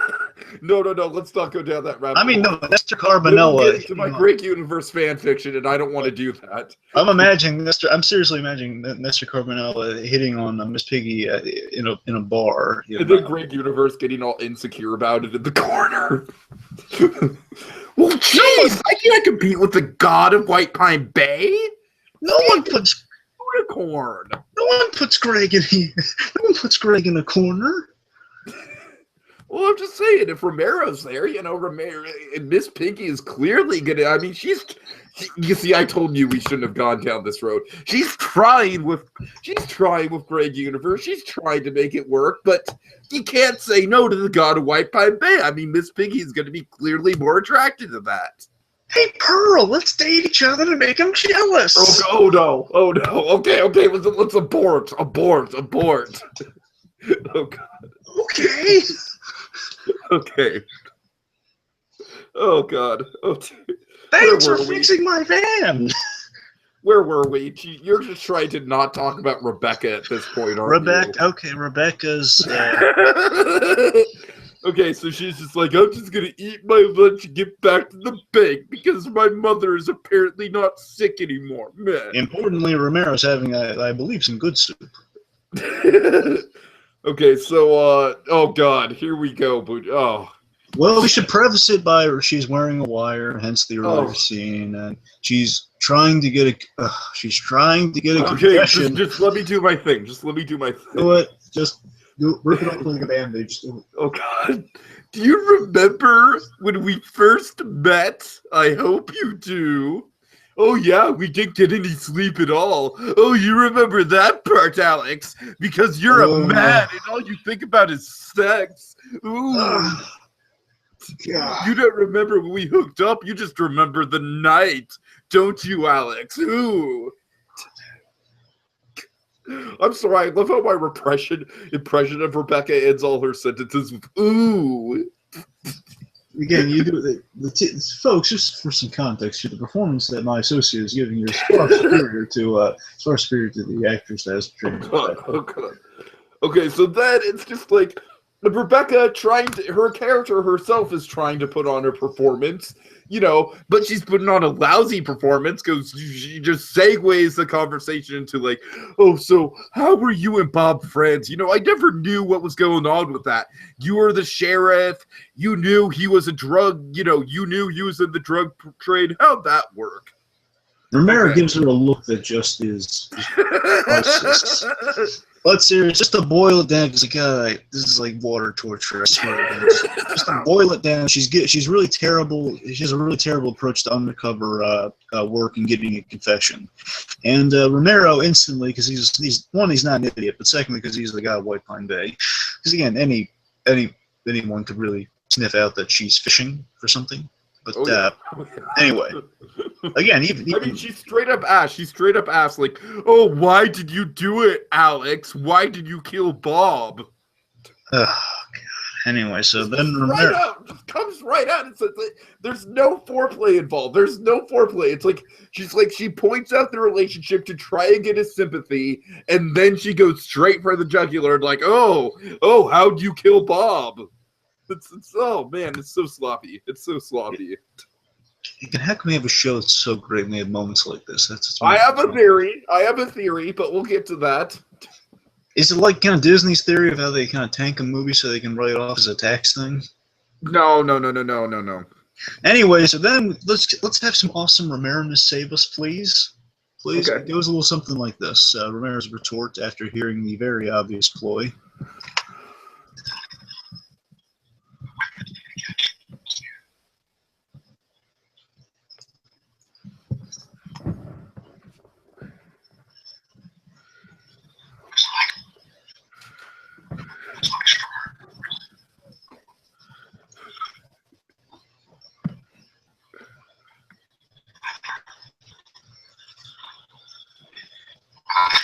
This is what my friends are.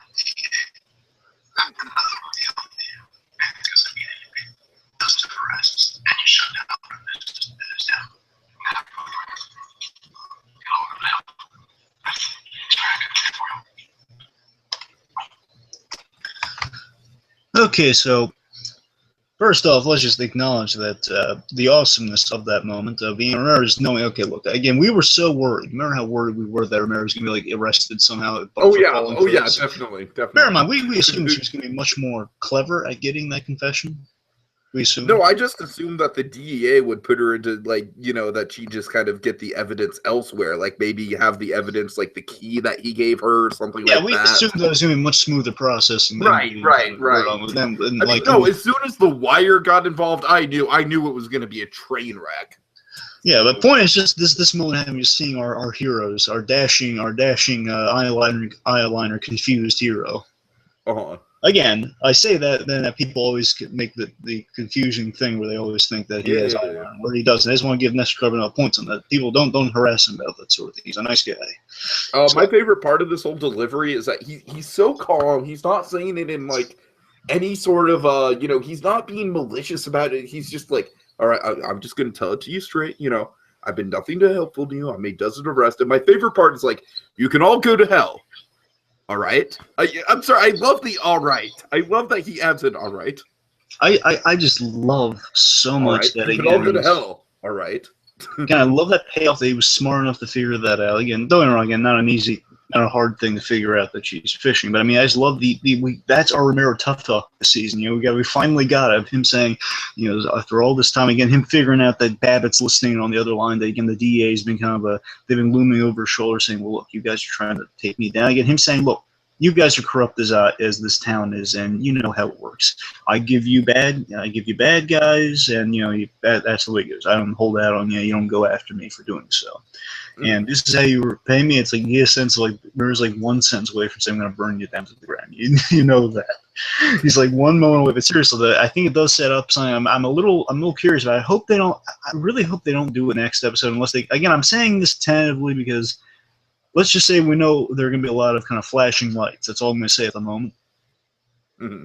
My big worry is that they might end it in a way that kind of sets up the DEA being a force next episode, which I hope they don't. But again, if they do a real spectacular, I could be entirely wrong. My point is, this could set up a really interesting thing against him versus Romero versus Babbitt and make it interesting. Hopefully, a lot more interesting than Rebecca.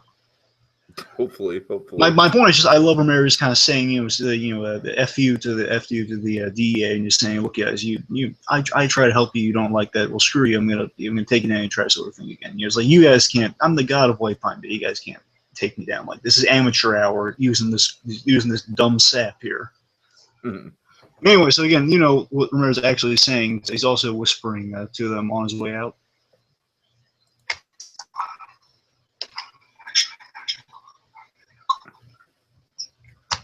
You heard that, right? Yeah. He's whispering, I'm magical. I'm a unicorn. And again, the only guy in the universe who can get away with saying that and be cool. Well, short of Joe Manganiello. Maybe Romero is going to be so powerful and so magical that he'll get Gallivant renewed. Maybe. Oh, that'd be so wonderful. And then he'll just come in as like a big knight. I don't know. Here's a question. Maybe for the last season we give him a new sheriff Steppy who's not a sex trafficker or a really annoying person I want gone in season 2. What if they got Joe Manganiello to play Sheriff Steppy and be awesome? I would love that. Honestly, that's the only sheriff I could think if the worst does happen to Romero, as we predicted in the last episode. I'm still in disbelief that Joe Manganiello played Flash Thompson. Well, it happened, and there's documented proof on that. Oh yeah. But seriously, though, again, Joe Manganiello as the actual sheriff, again, that's the only possible cool replacement I could think that could even come close to Romero. Oh God.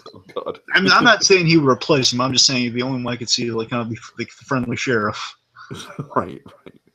Okay.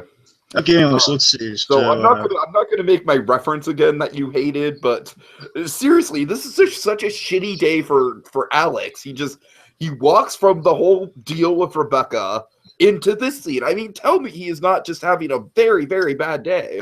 I love this. This is hilarious. Again, this is a running gag, and this is hysterical if you catch it. It's a rule can go fly under the radar real close if you don't look at it.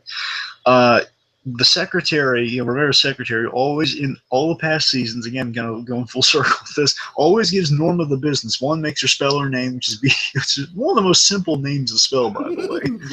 Right. B-A-T-E-S. But at the same time, the secretary always has it out for Norma, always like making her wait and stuff. Just really always has it out for Norma as she's walking in, because she knows she can't say no to the sheriff's wife, so she has to let her back. But she gives this kind of like warning thing of like, hey, your wife's in your office, like knowing of, oh boy, I know you're not going to be happy here. Right. Anyway, so there's still more secretary tension with Norma and the secretary. Anyway, so Romero, he's feeling all good, like on top of the world. Like, yeah, I stopped the most annoying character in the show. Yeah, does a cartwheel, and then he's kind of bounds into the room, and then. Oh God. You see, to me, I just kind of picture him being more pissed off and annoyed with the situation. No, wrong. I'm saying there's a little bit of positivity. Like, yeah, I got him. Yeah. All right, I hear you. He does like a triple flip into the room, and then like some judges on the side hold up like 10, 10, 9. Then Romero shoots the guy 10. I'm kidding. But anyway, so then after those guys leave the room, no, they don't exist. Sorry. We see Norma is peeved, so Romero's gonna have his gun handed to him, proverbially speaking. So Norma is peeved for obvious reasons for Romero trying to commit Norman behind her back, and that is a big thing with her, again, just going behind her back, which is something. Remember, even with Edwards, episode 7, they've been seeing this since episode 7 that you don't want to go behind people's backs. Norma, it's a button pusher with Norma. We saw how peeved she was in Norman for doing that to her last episode. Anyway, it goes a little something like this. You go behind my back to my own son to try and get Norman taken away from me. How do you think you are? That's nice that that's how you frame it in your head, but it looks from here. You are incredibly presumptuous and arrogant man who thinks knows what's best for me and my son. I'm sorry to see that. No one who loves me would ever do this to me. No, that's when you're wrong. He's dangerous. He's my son. You don't think I would know if he was dangerous? If he had an axe in his head and he would kill me. Yeah, well, are you dead? He did it. He was angry. He took it out on the shed and on my door. So real quick, I want to mention, I just love that line. Are you dead? Yeah. Secondly, I want to say, Why does everyone always jump to "I died"? Secondly, I want to. This reminds me of the gunshot line. You just said that. Remember the gunshot line? Come on, I was shot, right? Oh, right. Yeah. It says, well, yeah, you seem fine now. Something along those lines, as we said. Anyway, in regards to having Norman committed, you remember what Norman's response was, just to boil it down here. Essentially what you said. Right. Anyway, continuing on with kind of the conversation between the happy couple. Emphasis on happy, past tense. No. We were happy when we were in the bubble. But life isn't a bubble. The second a little reality crept in, that was it for you. Bam. So much. Spend it however you want to. You can't see clearly here because it's not normal. Yeah, because he's my son. You're going to plant yourself on a mountain like you're God and tell me how to work with my son? Wrong. You're also right. You're never trusting me. I will never trust you again. You let me no choice. Oh boy. So, one, just again, great conflict we've been having this season with these two. In the end, I'm saying the conflict is ultimately built here. And again, Romero did cross the line with Norman. We can agree on that, right? It was for her best. It wasn't. You see, this is kind of why the episode's so good, is that I feel like you can kind of see both sides of it. Like with Alex, he cares so much about Norma. In a way, he definitely cares about Norman, too. He's got a lot invested with Norman. He paid for the insurance. He really does want to see the kid get better. So I really do think with Alex, he's coming from the right place. I mean, we saw him with the axe. Granted, going behind her back, probably not the best thing to do, but I don't know. There is just such a genuine concern from Romero that is definitely founded from what we're going to see coming up. So. Absolutely. Again, you're right, though. He is coming from an absolutely good place. Totally. Like the only other way I think maybe he could have gone to bed, don't get me wrong, I mean, nothing really lent lends itself to this direction. The only thing I can ever figure is like he makes a deal with Norma that if he ever exhibits something like that again, then we have to commit him. And whether you agree with me or not, I'm going to do that. So that's what we have to agree on now. I mean, only thing I can think of, but you understand it's a complex issue. But with the mention of the bubble, I mean, just let's reflect the happier times before kind of the couple fully dissolves here. Again, this is happier times. This was Norma in the bubble, top of the world, Bobby Darin music playing. Oh, God. So when does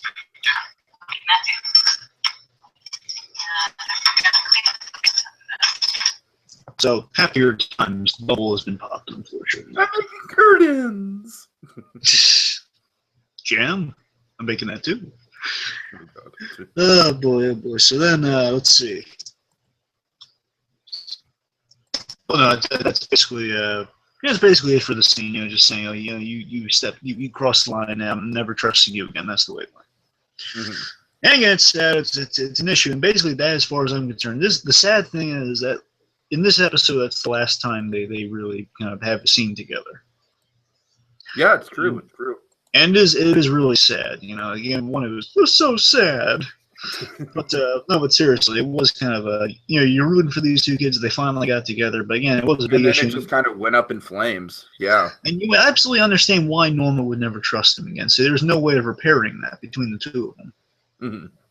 Anyways, meanwhile, Norman is getting the Christmas lights, but he finds Audrey's suitcase. Oh, yeah. Serial killers keeping their trophies. There's always the spot of doom. But remember, he was in blackout mode during the time when he was hiding everything, including the body, so he doesn't know where these things are. So, finds a suitcase, and inside the suitcase is the murder weapon, which was Audrey's scarf.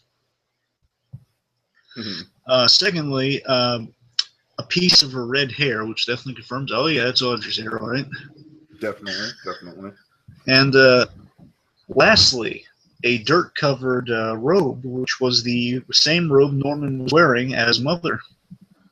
All right, so I think here's where we get into the debate, BlueDragonFive. This definitely triggers something in Norman. I think we can agree this is kind of where the plan is kind of beginning to be put into place for Norman. But yes. I have a question for you, though.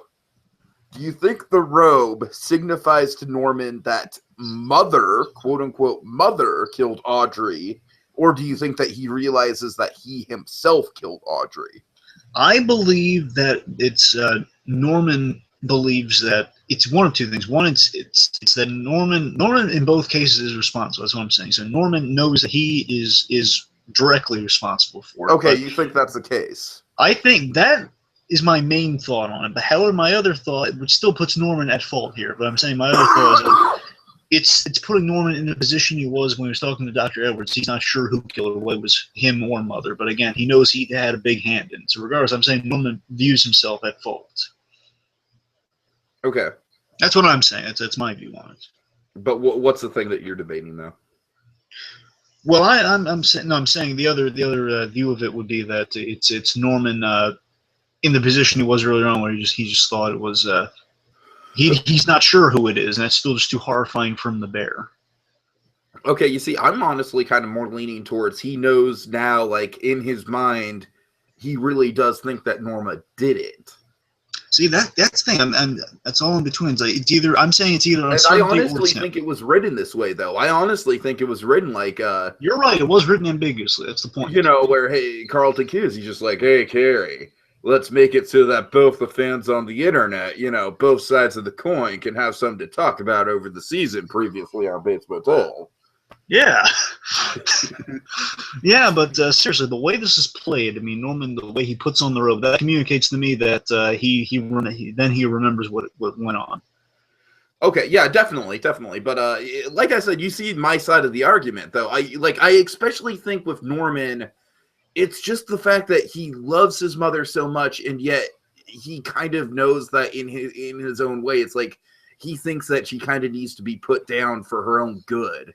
That's kind of how I view it. That's fair, and that's the cleverness of that chord between the hearts of that. One of them, if one of them goes, the other one has to. And again, we're unsure. And I guess until next episode, we're not going to be entirely sure about. They might reveal if he there's even a chance she might have blacked out and we didn't see it directly. So there's a chance. We don't know yet.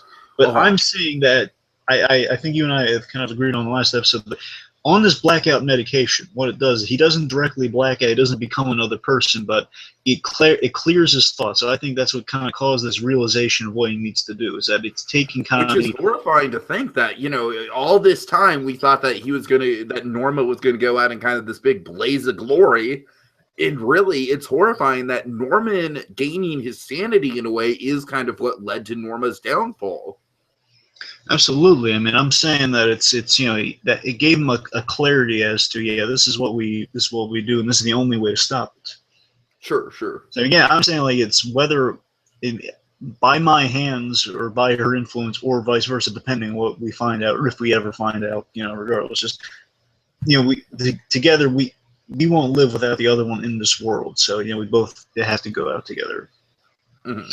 Point is just that horrifying realization. Again, Norman, everything's going great for Norman right now, but then he realizes again that dark secret of like that dirt-covered robe, puts it on. It's like, I love that he plays like he feels some sort of comfort and release in that robe, but then he realizes horrifically, oh no, he realizes that, you know, Audrey was murdered by Mother.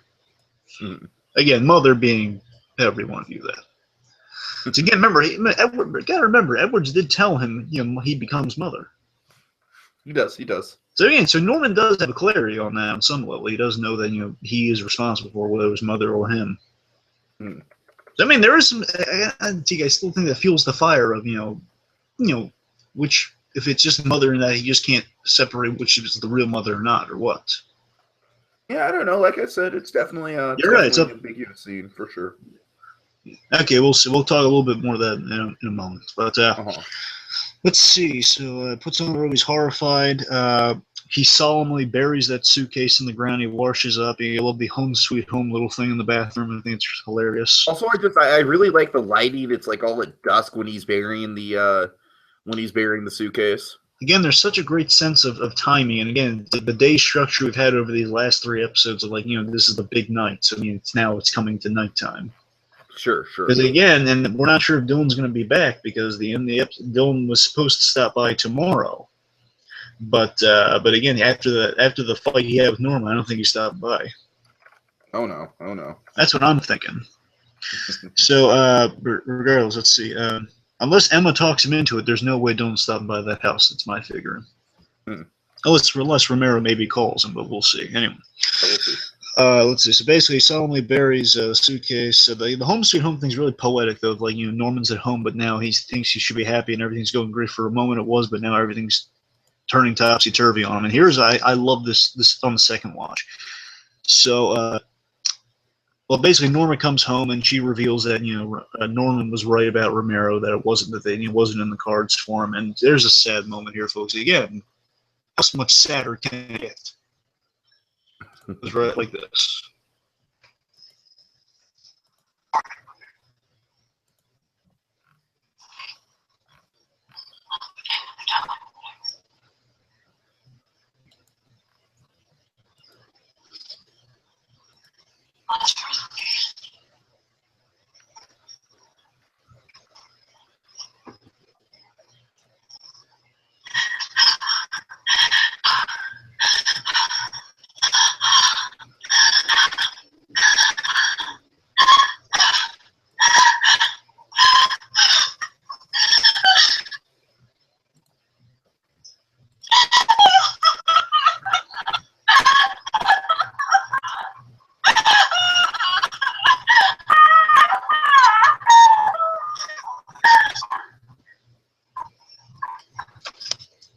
So I'll tell you what's so heartbreaking, so beautiful in the second watch, Tiki. I just want to mention before I forget about that when Norman's consoling her at the end there, it's him realizing again, he pointed out their mirror and he was expecting the whole thing to happen. Like, you know, she'll break down like this, and Norman should on some level be happy of like, well, I know it's sad, she's feeling like this right now, it's rough, but I mean, I was right, Romero's out of my life and I have her back in my clutches. But now realizing what he's done, he's feeling really bad about himself. He's feeling real bad about it's now dawning on him. I've ruined my mother's life. I mean, I've atomized her, and she can't have, because of me, she can't have. It's like now he's come around on Romero, I view. Really? I view on some level he's come around on Romero, realizing that, you know what, my mother does deserve happiness, but, you know, as long as I'm around. To me, I almost kind of take it as, like, I agree with you to some extent. Like, he does feel very bad about the situation, and he feels bad about the predicament. Having said that, I think some of his rationale here, and again, I think this is probably one of the good things about the episode, is that it warrants so much discussion and what exactly is going through Norman's head. But some of his rationale, I have to feel like, has to be like, he realizes that he can't provide the happiness that Norma wants and the happiness that Alex can provide, but he can't live with that. And Again, if he can't live with that, then she can't live with that either. Tiki, I think that is an absolutely brilliant observation. That's what I'm with you there. I'm saying that it's kind of like they are a happy married. It's like that happy married couple dynamic again of like, he won in the day. He bested the other suitor, but he realizes I can't. I'm paraphrasing you, by the way. Just want to make that clear. I'm not saying it's my own thought here. It's making the realization that, you know, I'm not good enough, and I'll never make her happy the way the other guy made her happy. Yeah, and again, you're right. I'm again completely paraphrasing you. Can't live with that. Can't live with that thought. Yeah, absolutely. Yeah, it's a very again, Dan. I never thought of it that way. And you're right. But yeah, it's that, and at the same time, though, I do think on some level, just connecting, but you know, it is kind of him realizing I ruined my mother's life and I have to atone for it, which is definitely going to lead to the next thing. Oh yeah. So yeah, the point is just an absolutely brilliant scene. I think on the rewatch it becomes a lot more clear, a lot more interesting. Again, a lot more levels to it. On the set, seeing like now he's remorseful of his actions of like kind of like being so vehemently against Romero. Definitely. And not that it's not that he likes Romero, but he still hates the guy's guts. But he realizes maybe he wasn't the end of the world to have around. It would have been the end of their world, though. It's a complex issue. Anyway, so let's see. Take us to the next part's so sad, Tiki. Take us through it. I can't bear it. I can't bear it. Okay. Well, first of all, I just love the chemistry between Farmiga and Highmore in the scene, and it feels so natural. It feels improvised.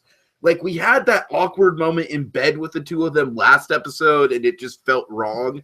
Here, it's like we're right back where we started. We're right back at that whole, like, the lovey-dovey, the married couple in bed, just chatting it up, talking about their future. And it's kind of heartbreaking that this very well is probably the last scene we're going to see with the two of them together. Well, Tiki, right before it, though, the letter. Oh, I'm sorry. Okay, the letter. So... yeah, she's writing the letter, and I have it written down exactly what it says, but we'll get into it with speculation. But I think this letter is going to become a significant detail. But read it, man. Read it. All right, Alex, I will always love you no matter what. I'm truly sorry. I think that I'm truly sorry is going to become significant. So, oh, yeah. Anyways, but like I said, you agree, right? They're like, it's definitely like the whole bed thing. It feels improvised.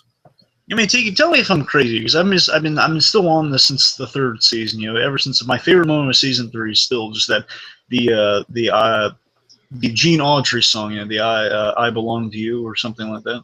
Mm-hmm. Just, you know, when he's just, again, it's the idea that they really showcase that romance between the two of them. It's the romance you can never root for because you know it's wrong, and Norman knows it's wrong. But at the same time, it's really compelling that every fundamental level, bear in mind, he can't black out at the moment, but back there, he was during a blackout, his body was just, you know, is compelled to, you know, like, be near her. Oh, yeah. My point is just, you know, that was just so compelling to me, and we're still at a point now where we're kind of rooting for these two, not in that aspect precisely, but you know, no, but we're rooting for them to just kind of, we know these two belong together, and that's the tragedy. As long as they're together, they'll never be fully happy, but as long as they're together, they again, they have to be together, but if they're apart, they'll never be happy. If they're with other people, they'll never be happy. It's just this union of this, again, this 50s, the proverbial married couple. It's the only happiness they've known through their miserable lives. They've had miserable, horrible lives. They have. They've been abused. They've been raped. They've been berated. They've been in prison. They've been all that stuff. I mean, you know, Norman's been in prison in a box. He's gone to a mental institution. He's been beaten. They've both been through such ordeals. You know, they've both been through such traumatic things. He's watched his mother been defiled on many occasions. Oh, it's so sad. Anyway, so sorry, start us off in the bed, would you? Yeah. So, So get us like there, I and I'll play the thing once you get us there. well, what exactly do you have? I don't know exactly what you Well, I have. have it when they start talking about, like, how's Norman seeing leading us up there? After she writes the letter, what goes on when she writes the letter and stuff? Okay. So Norman, like I said, he's saying goodnight. She just, she wants him to come in and snuggle up in bed with her. Norman's just kind of saying, like, we love the house. It hasn't been the best place for us. We're both broken people. Oh yeah. We'll always have each other. Nothing will ever change that. And that's everything. So, folks, here's just, again, more for your consideration for both of them. Oh my gosh, they're both so utterly brilliant and fantastic in this scene. It goes a little something. It's going to go on for a while, broken up into the main pieces here. So here we go.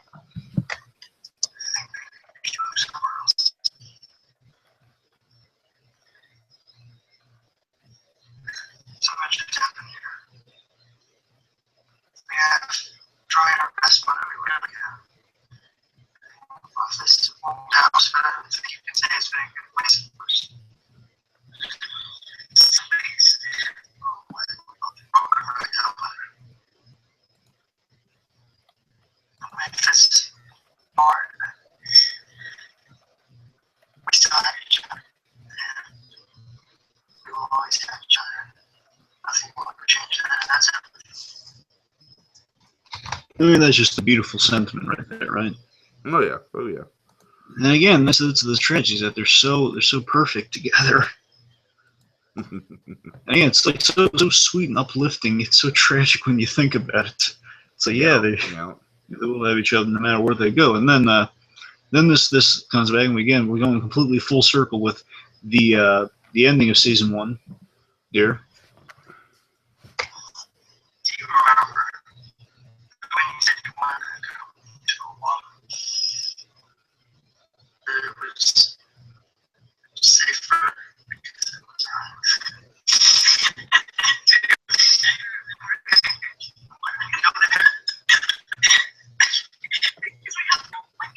so we say so because furniture in this place was worth something. Just part of what absolutely the bank. Like 2 tickets to one. You're gone.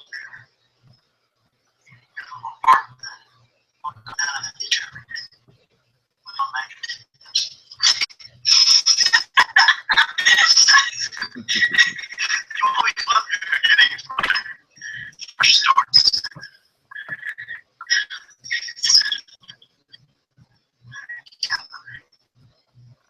You will.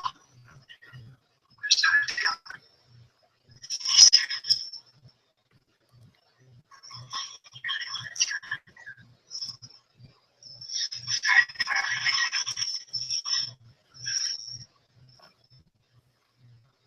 It's crazy.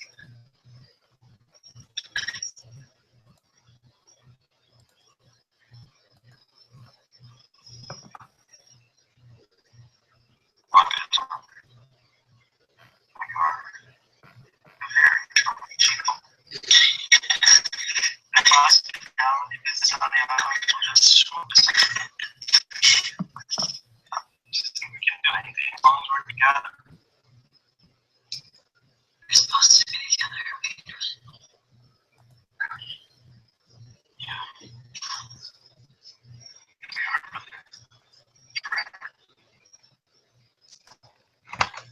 Oh boy, just that's heart-wrenching stuff right there. Again, the use of the word "forever," which is the episode title. But I gotta tell you that there's so much charm and love and lovability with these two. Just like him, again, she's at her lowest, worst point, and Norman's bringing her up again. How sweet is that? Oh yeah. And just him saying, we're very charming people, mother. Hey, hospitality is our boy. Which oh my god, I do think there's a bit of dark comedy to this, though. yeah.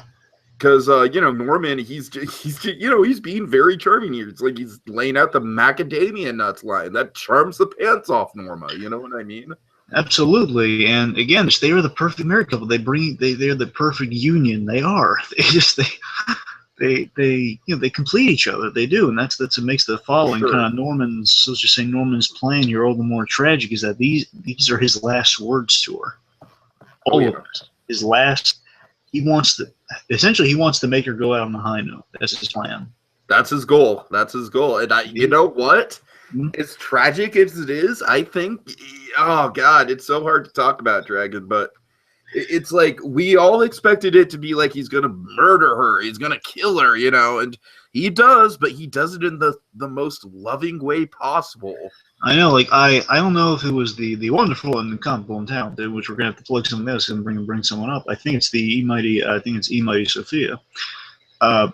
It might have been her, it might have been someone else who kind of compared this to a fairy tale ending, and they're kind of right. It's kind of like sending her off on a high note. Grim fairy tale ending, but yeah, I agree. That's what I'm saying. She may or may not have said that. I just want to plug her because she's fantastic at talking about Bates Motel. Oh yeah. Anyway, also we got to plug the Movie Machine podcast. You know, Hot Chocolate Media. Anyway, so HotChocolateMedia.net. Oh yeah. yeah. Anyway, not .com. So again, just the perfect union. They're really tragic. These are his last words. He wants her to go out on a high note. Wants to cheer her up. He's gonna take her out of this world. He's gonna take them both out of this world. It's gonna be super tragic. And the last thing he does for her though is he sings to her. Oh God. It sounds a little. Here we go. This is heartbreaking.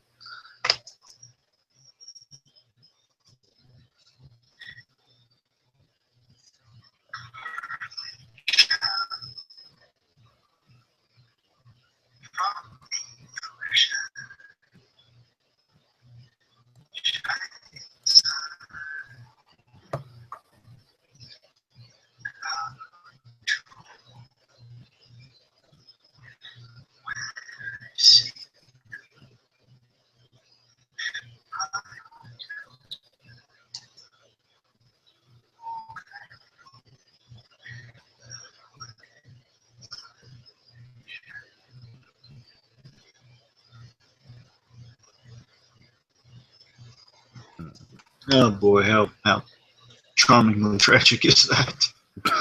Charmingly tragic. That's exactly the right word for it. He sings her to sleep, and oh boy. Well, first off, just oh my gosh, it's so beautiful. Mm-hmm. But if that is from South Pacific, like we've, I'm like 90% sure it's from South Pacific. If it is, you know what that might be? That might be his audition for the musical that we never heard. Oh God! Oh God! That's very true. That's very. And how beautiful would that be if that were the case? It's just again, so full circle. Well, regardless, though, just season 1, early season 2. Yeah, but regardless, whether it is or not, it's like him singing again. He's filling her head with Hawaiian dreams. Exactly. It's like, you know, imagine a much better existence. You know, we're not surrounded by a town with the worst of humanity. You know, just imagine we're in just a Polynesian paradise, mother. Just imagine all the wonders we're going to see. Again, it's like she's on her deathbed essentially. Oh my God, it's so sad. Oh yeah, it's so sad. And it's just, you're wondering, okay, well, we've referenced seasons 1 and possibly season 2. Like, you know what? How could they reference season 2 again and make it even more meaningful? Even reference again, make it full circle and reference something that happened in episode 1 of this season that was so awesomely fantastic. How can they top themselves? And they do. Before we have that moment play, let's set up the tragedy, folks. So we've danced around it long enough. We've kind of referenced it already, but let's just in its full glory. The thing oh God, let's do it, man. Oh boy. So Norma, she's been lulled to sleep by her beloved son Norman. Oh yeah. Gets up from the bed, and he goes downstairs in the dark basement. It's pitch black. It's night. And he pulls away the caution tape, which is the instant sign that something bad is about to happen. And we see the plan. I love that we, as the audience, we kind of, if we haven't already figured it out already, we slowly discover what's going on. He pulls away the caution tape, and it's taking the audience seriously. I love that about this visual storytelling we got going on here. Because if you remember last episode, you know about the cracked heater, the cracked furnace. He lights the pilot light and he lights the furnace, and then you see the crack inside the furnace, so you know it's leaking out of there, and it's going through the whole house. And then a familiar music cue plays, and as it plays, in the most creepy, haunting way possible, we go through the air vents, and we see periodically in fantastic, scary, very scary. Again, so scary yet without anything violent happening.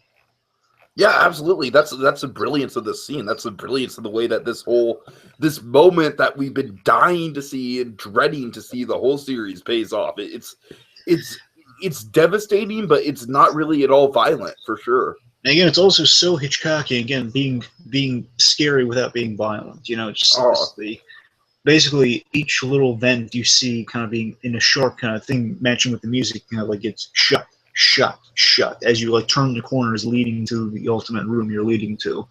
As you see Norman is shutting the air vents, and you kind of pick, again, I love it, taking the audience seriously. It's giving breadcrumbs to follow. He's shutting all the vents. I mean, all the air is not going through the house, but it's still going through the vents. And where's the last one that he has not shut?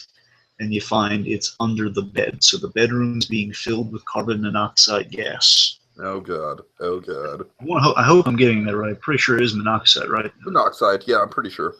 Good. Anyways, we have this song playing, the haunting memory of something, how we open this scene, so poetically beautiful, almost brings a tear to your eye, and also a shiver down your spine. A song that not only has been in season 2 of Bates Motel, not only has been in one of the most memorable scenes in Back to the Future, but also has been in Deadpool. Yes. This song has been used to great effect in all 3 of these examples. Here we go. God.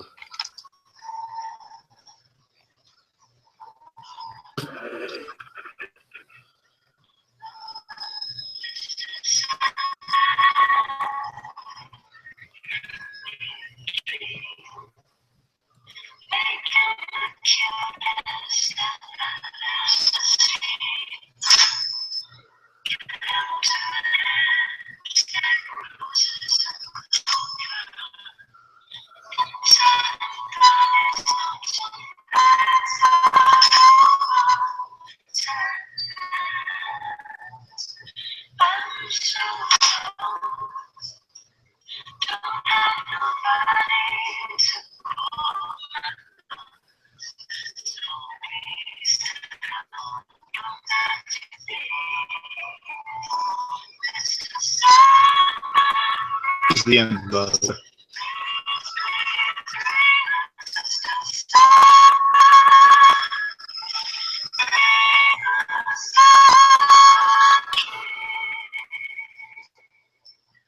So, Tiki, I know you have a story for this. Before you get into your story, allow me for a moment, just for a moment. I just want to talk about what we saw.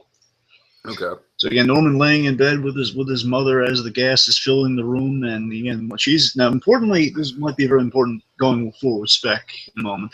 Again, so she's been asleep for a while as the gas has filled the house, but then directly been filtered as Norman has finally made his way back after shutting all the vents. So they're both in bed, but she's been exposed to it longer. That is important. Mm. So then we have this awesome shot as we once again go through the vent. We go into the fire of the vent, which is so cool. It's like a white flame. It's so creepy and eerie. And then from that white flame with like little hints of blue in it, we go to the Bates Motel sign. They could have ended the season there. They literally could have. Yeah, I was about to say. I actually did think that was the end of the episode. Yes. But then, Tiki, why don't you regale the folks with the Oh story? dear. Oh, okay. So no, I was just first of all, from the moment that the bed thing happened, I was like, oh no, this is too good. This is like, okay, a good example I have of this BlueDragonFive is the season 5A finale of Breaking Bad. Remember that great long shot where they're all on the patio having the dinner, having the party. And you're just like, oh, this is way too pleasant. This is way too pleasant to be the ending of the season. Something bad has to happen. Oh, yeah. And yeah, I kind of felt the same thing in bed. And then we get the Mr. Sandman thing. My heart's pumping. My throat's in my stomach at this point. And then we get the Bates Motel fade in. And then we get Alex pulling up. At that point, I'm just like, come on, Alex, break down the door. Break down the door. He finally gets in the house. He finally kind of goes into the room, and then my episode cuts out. And I was like, wait, what? Is that the end? Oh my god, that's like the most abrupt cliffhanger. Oh my god. So, yeah, Dragon, like every copy I've tried to find of this episode online, barring the actual official one from A&E.com, which wasn't up at the time I was watching it, it cut out right before Alex enters the room. And so I messaged you when I was at school the next day, and I was like, oh my God, I got to know what happens in like the last 30 seconds. Does it end with Alex entering the room? What happens? What happens, man? Oh God, it was brutal. It was brutal. Yep. Oh boy. So here's the moment. I have seen what happens, but since you know what happens a lot more, please fill in the blanks. You mean you still haven't rewatched it? No. I've seen it. I didn't. Good. Oh my God. I couldn't find a copy of it that had it for when I was taking notes, so I don't really have notes on it. I was about to slap you if you didn't see that ending. Oh no, I've seen it. Oh my God. Anyway, so but how poetic is it though? They end with the song they've been singing since the early days, you know. And again, the song all about sleeping. How tragic is? How much more tragic can it get? Well, I'm about to tell you, folks. So, oh God. There's the ending, folks. Let me set it up before I play you the sadness here. Okay, if I can do this without crying, it'll be a good day. So, okay. So let me see. So guys, Tiki said Romero breaks down the door because again, I love how quiet it is. He walks up there, he sees the lights not on, he knocks, and you expect to hear some commotion like, Alex, what are you knocking on the door? You don't hear any of that. You know, then he doesn't kick down the door. Well, he doesn't kick down the front door. He opens the door with the key, enters, and then he's kind of noticing. And you'll notice this as he's going up the stairs. You know, he's a little harder to breathe. And that's Carbonell doing a good job. Oh yeah, getting a little harder to breathe upstairs. Goes to the stairwell. You know, so he's going up there. He's in the hallway. He knocks on the door. Norma's not answering. He breaks it down. Then he sees they're in bed together, and aside from being a little repelled by that, he's still going in there. He's kind of noticing as he walks over to Norma to wake her up. He's going, Norma, wake up. He's noticing it's getting harder and harder to breathe. He's breathing in gas, and being an expert sheriff and God of White Pine Bay is, he grabs a chair or something and he throws it out the window to get some immediate air. So one, he doesn't pass out. So secondly, he can get some air in there. And Norman, first off, he grabs Norman, gets her out in the hallway, puts her on the ground. He's lifting the windows up to get again. First of all, against the hallway. It's closest to these two windows. You can't bring it all the way downstairs and outside because time is a factor. You just can't throw it outside the house. Probably wouldn't have made too much difference because again, the rest of the house is pretty much clean of the airs. When you're close to the door, it's a lot of gas in there. Anyway, so again, then he immediately gets Norman. He's dragging him out. They're both on kind of the floor of the top stair. Anyway, so as he's performing CPR on Norma, and with the windows open, he's trying to get as much air in there as possible. He's breathing in. He's in the CPR moves, beating on the chest. He's breathing, putting air into her. It's not looking good. She's not really responding to it. And then this moment happens, folks. Just imagine. I want you to picture it, folks. If you haven't seen it already, first of all, if you haven't seen it already, what's wrong with you? Yeah. Why are you listening to this? Yes. What on earth is wrong with you? If you haven't seen this, especially gone this far into it and all of our ramblings. But yeah. And come on, this is the most tragic moment ever. All right. Oh God, here we go. This is so just imagine Romero, beating on Norma's chest CPR style, and he's getting more and more desperate, and then he's at the end of his rope, and this is the end of those results, folks.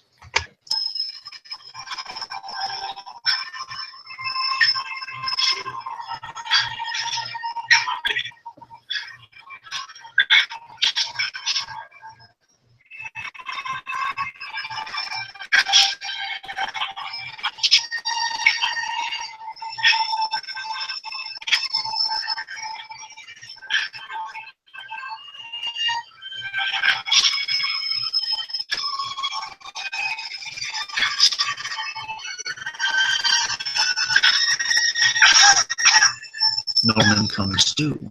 Mm-hmm.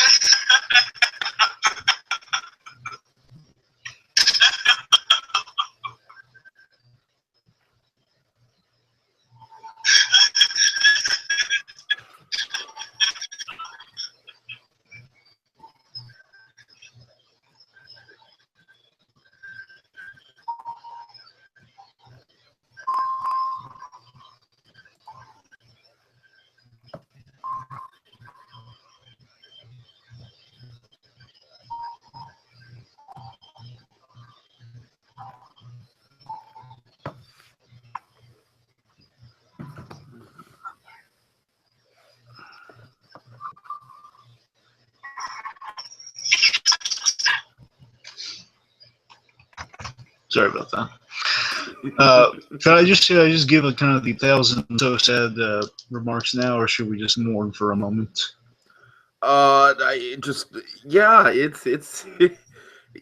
It's like we all knew it was going to happen, but we didn't want it to happen. Not in this way. Not in this way. Not like this. That's what I've been hearing throughout the internet. You know, it's just kind of like, it's brutal because it's kind of like a slap in the face in a way. It's like we expected it to happen, but we did not expect it to be so tender and so loving, and that's kind of what makes it so tragic.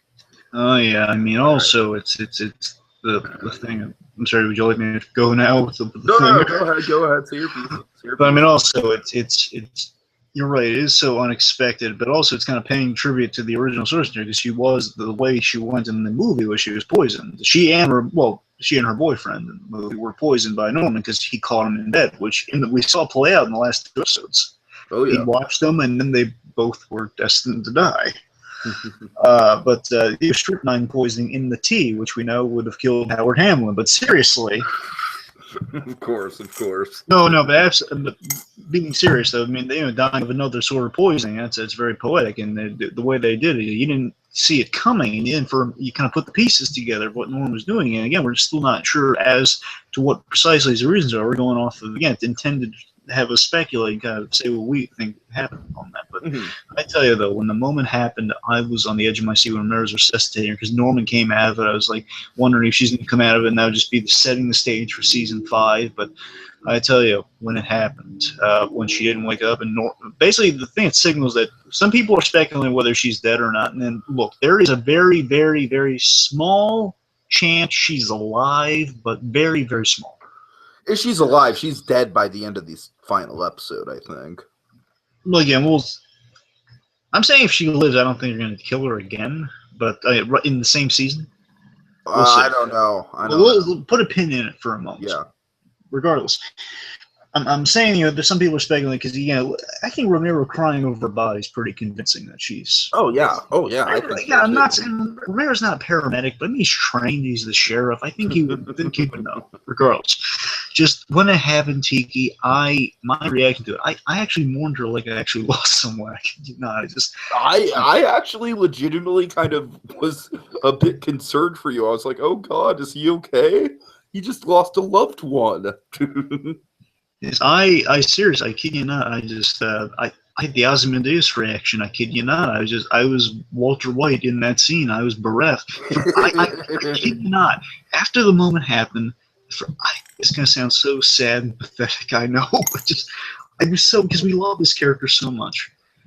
For about 10 minutes, I was bereft of emotion. I couldn't feel anything. I was like, oh my God.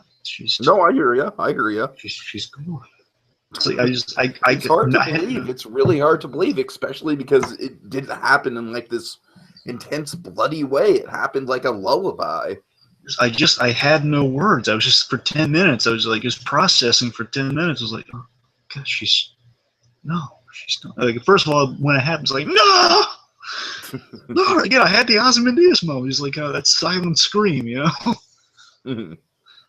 Then it's like my head fell to the ground for 10 minutes. I was finding myself as the tarantula was crawling. But oh God, it was.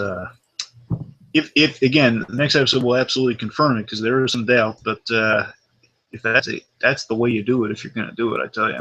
Oh yeah, definitely. But just seriously, the sad. I don't know how we're going to. We know she's going to be back in the form of Norman's. I think the mother hallucinations are going to become commonplace in season 5. Yeah, but I tell you though, just oh boy, I mean, it's kind of hard to imagine like kind of doing more Norma gag going forward because I mean this is the most serious way. I don't know. I know. I hear you. I just think because we love her so much, I don't know if we have it in us. Just like let's try. Let's do the so sad thing. All right, well, folks, this is just kind of in memory of the most wonderful one we've ever known. Just something we think she would describe as on her passing. It's hard for me to even bring it up. I'm sorry. It's here it goes. Just the 100 so sad salute. Oh God.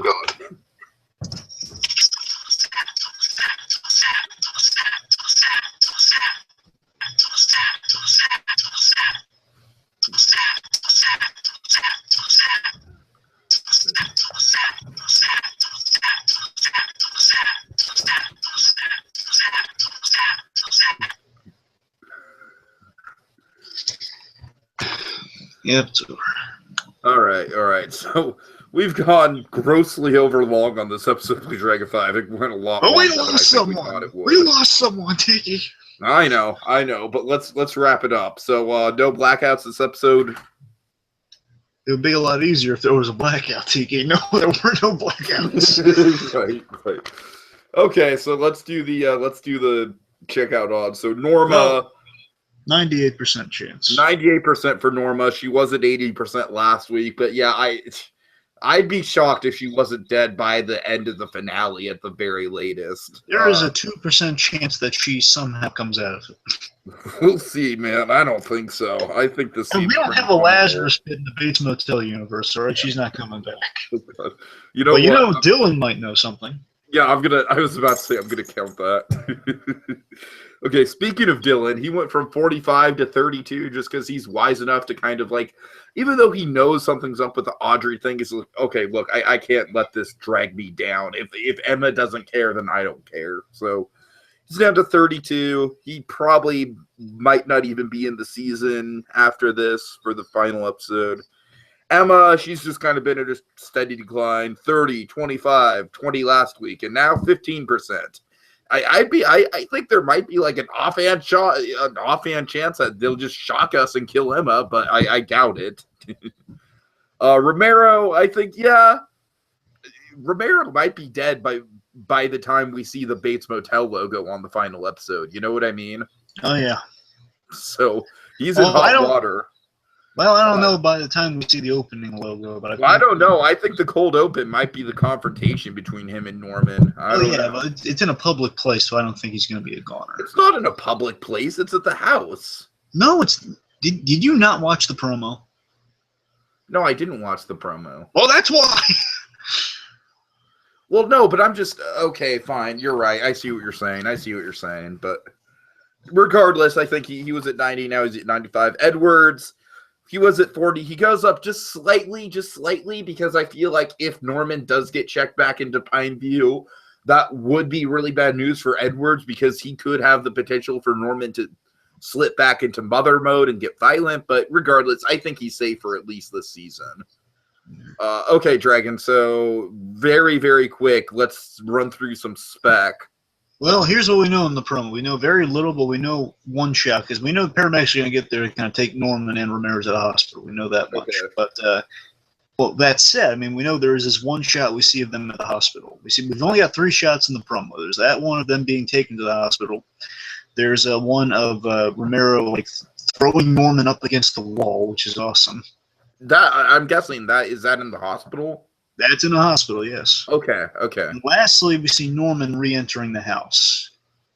Ooh. Those are the 3 images we have in the promo. That's all we have to go off on. Okay, so we've got a couple bits of spec. They're mostly kind of in terms of how I feel the overall story is going to go.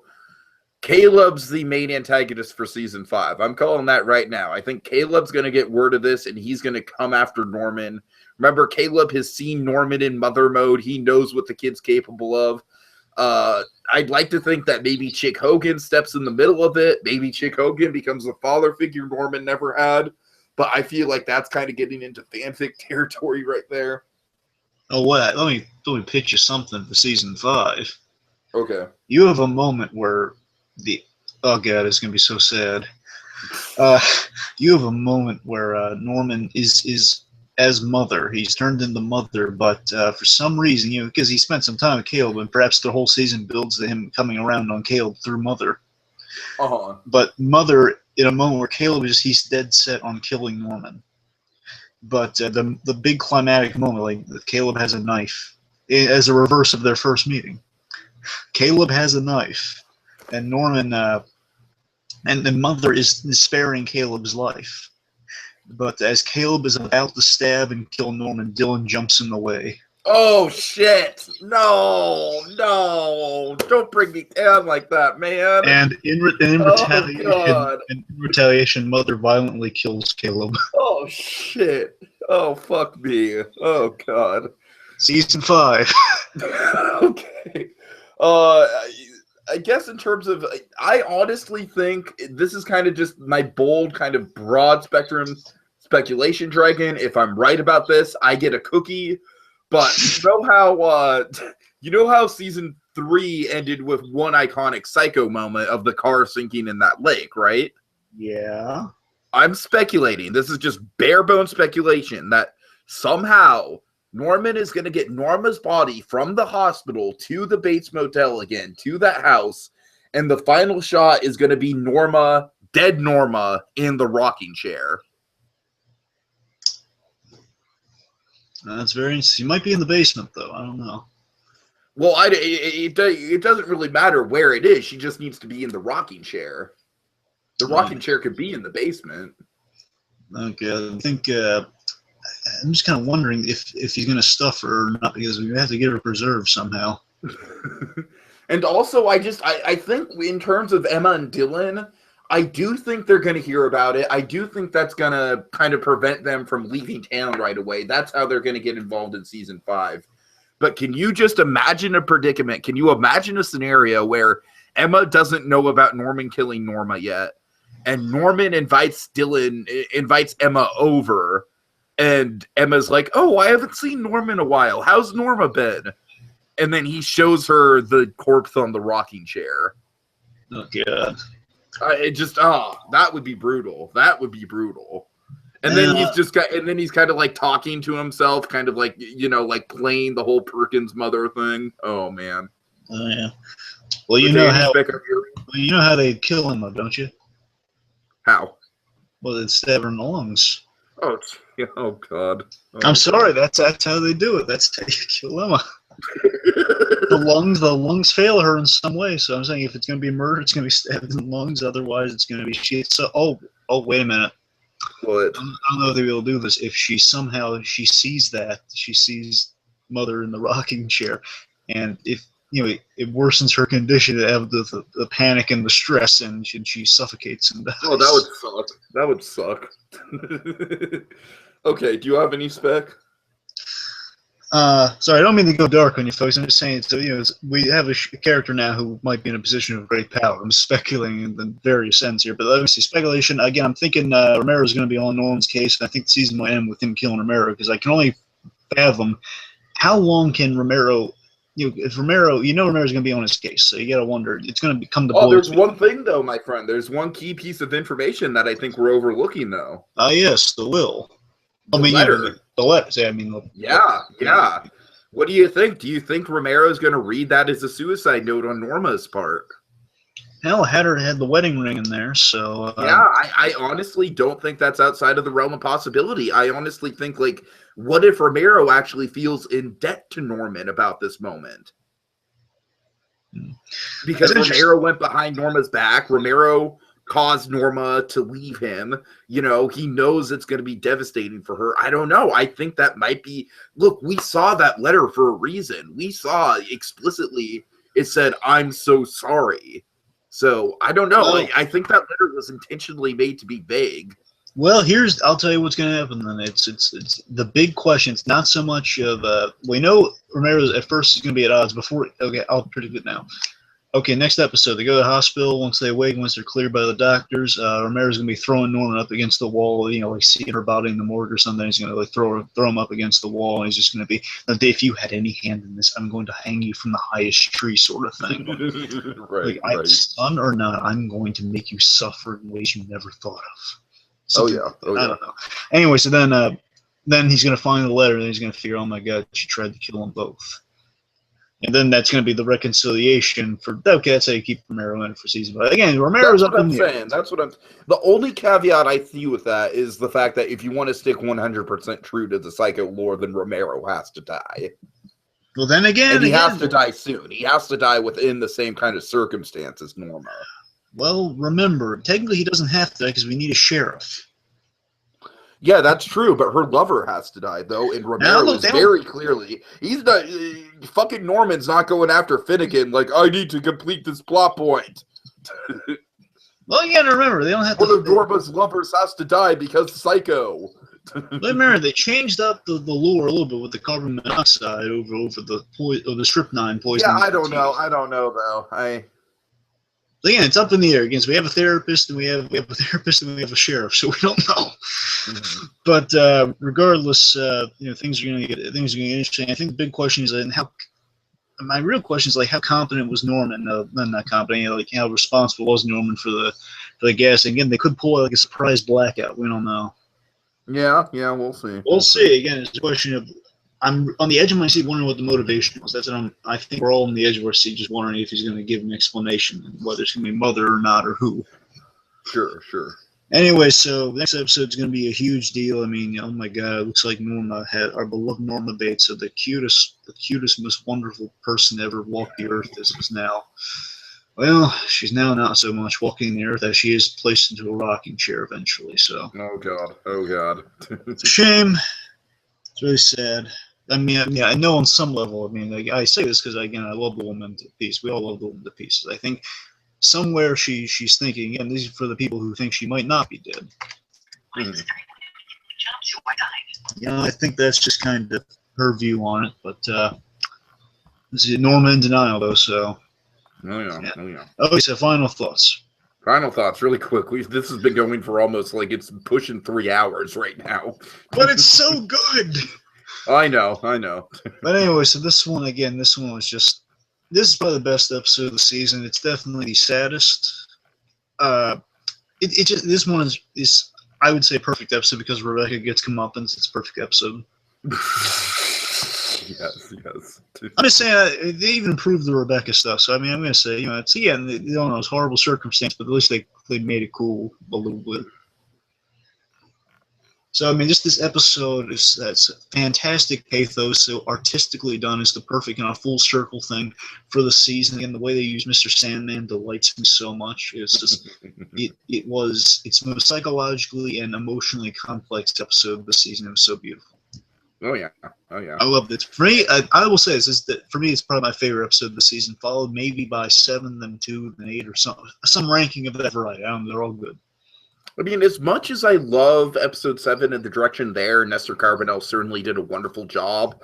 I do think this kind of eclipses that in terms of just sheer directing, like all the moments, how it builds upon itself, how it ties back into season 1. This is the episode that we were waiting for. This is kind of the premise of the show kind of fully realized. And I give the writers a ton of props. Like I said, I think the best way to kind of sum up this episode is this is going to be the episode where people are going to look back on Bates Motel and kind of like, yes, this show deserves its place in the TV pantheon. I really think so after this episode. So, all right, BlueDragonFive, play us out. Okay. Just remember, folks, because we love her.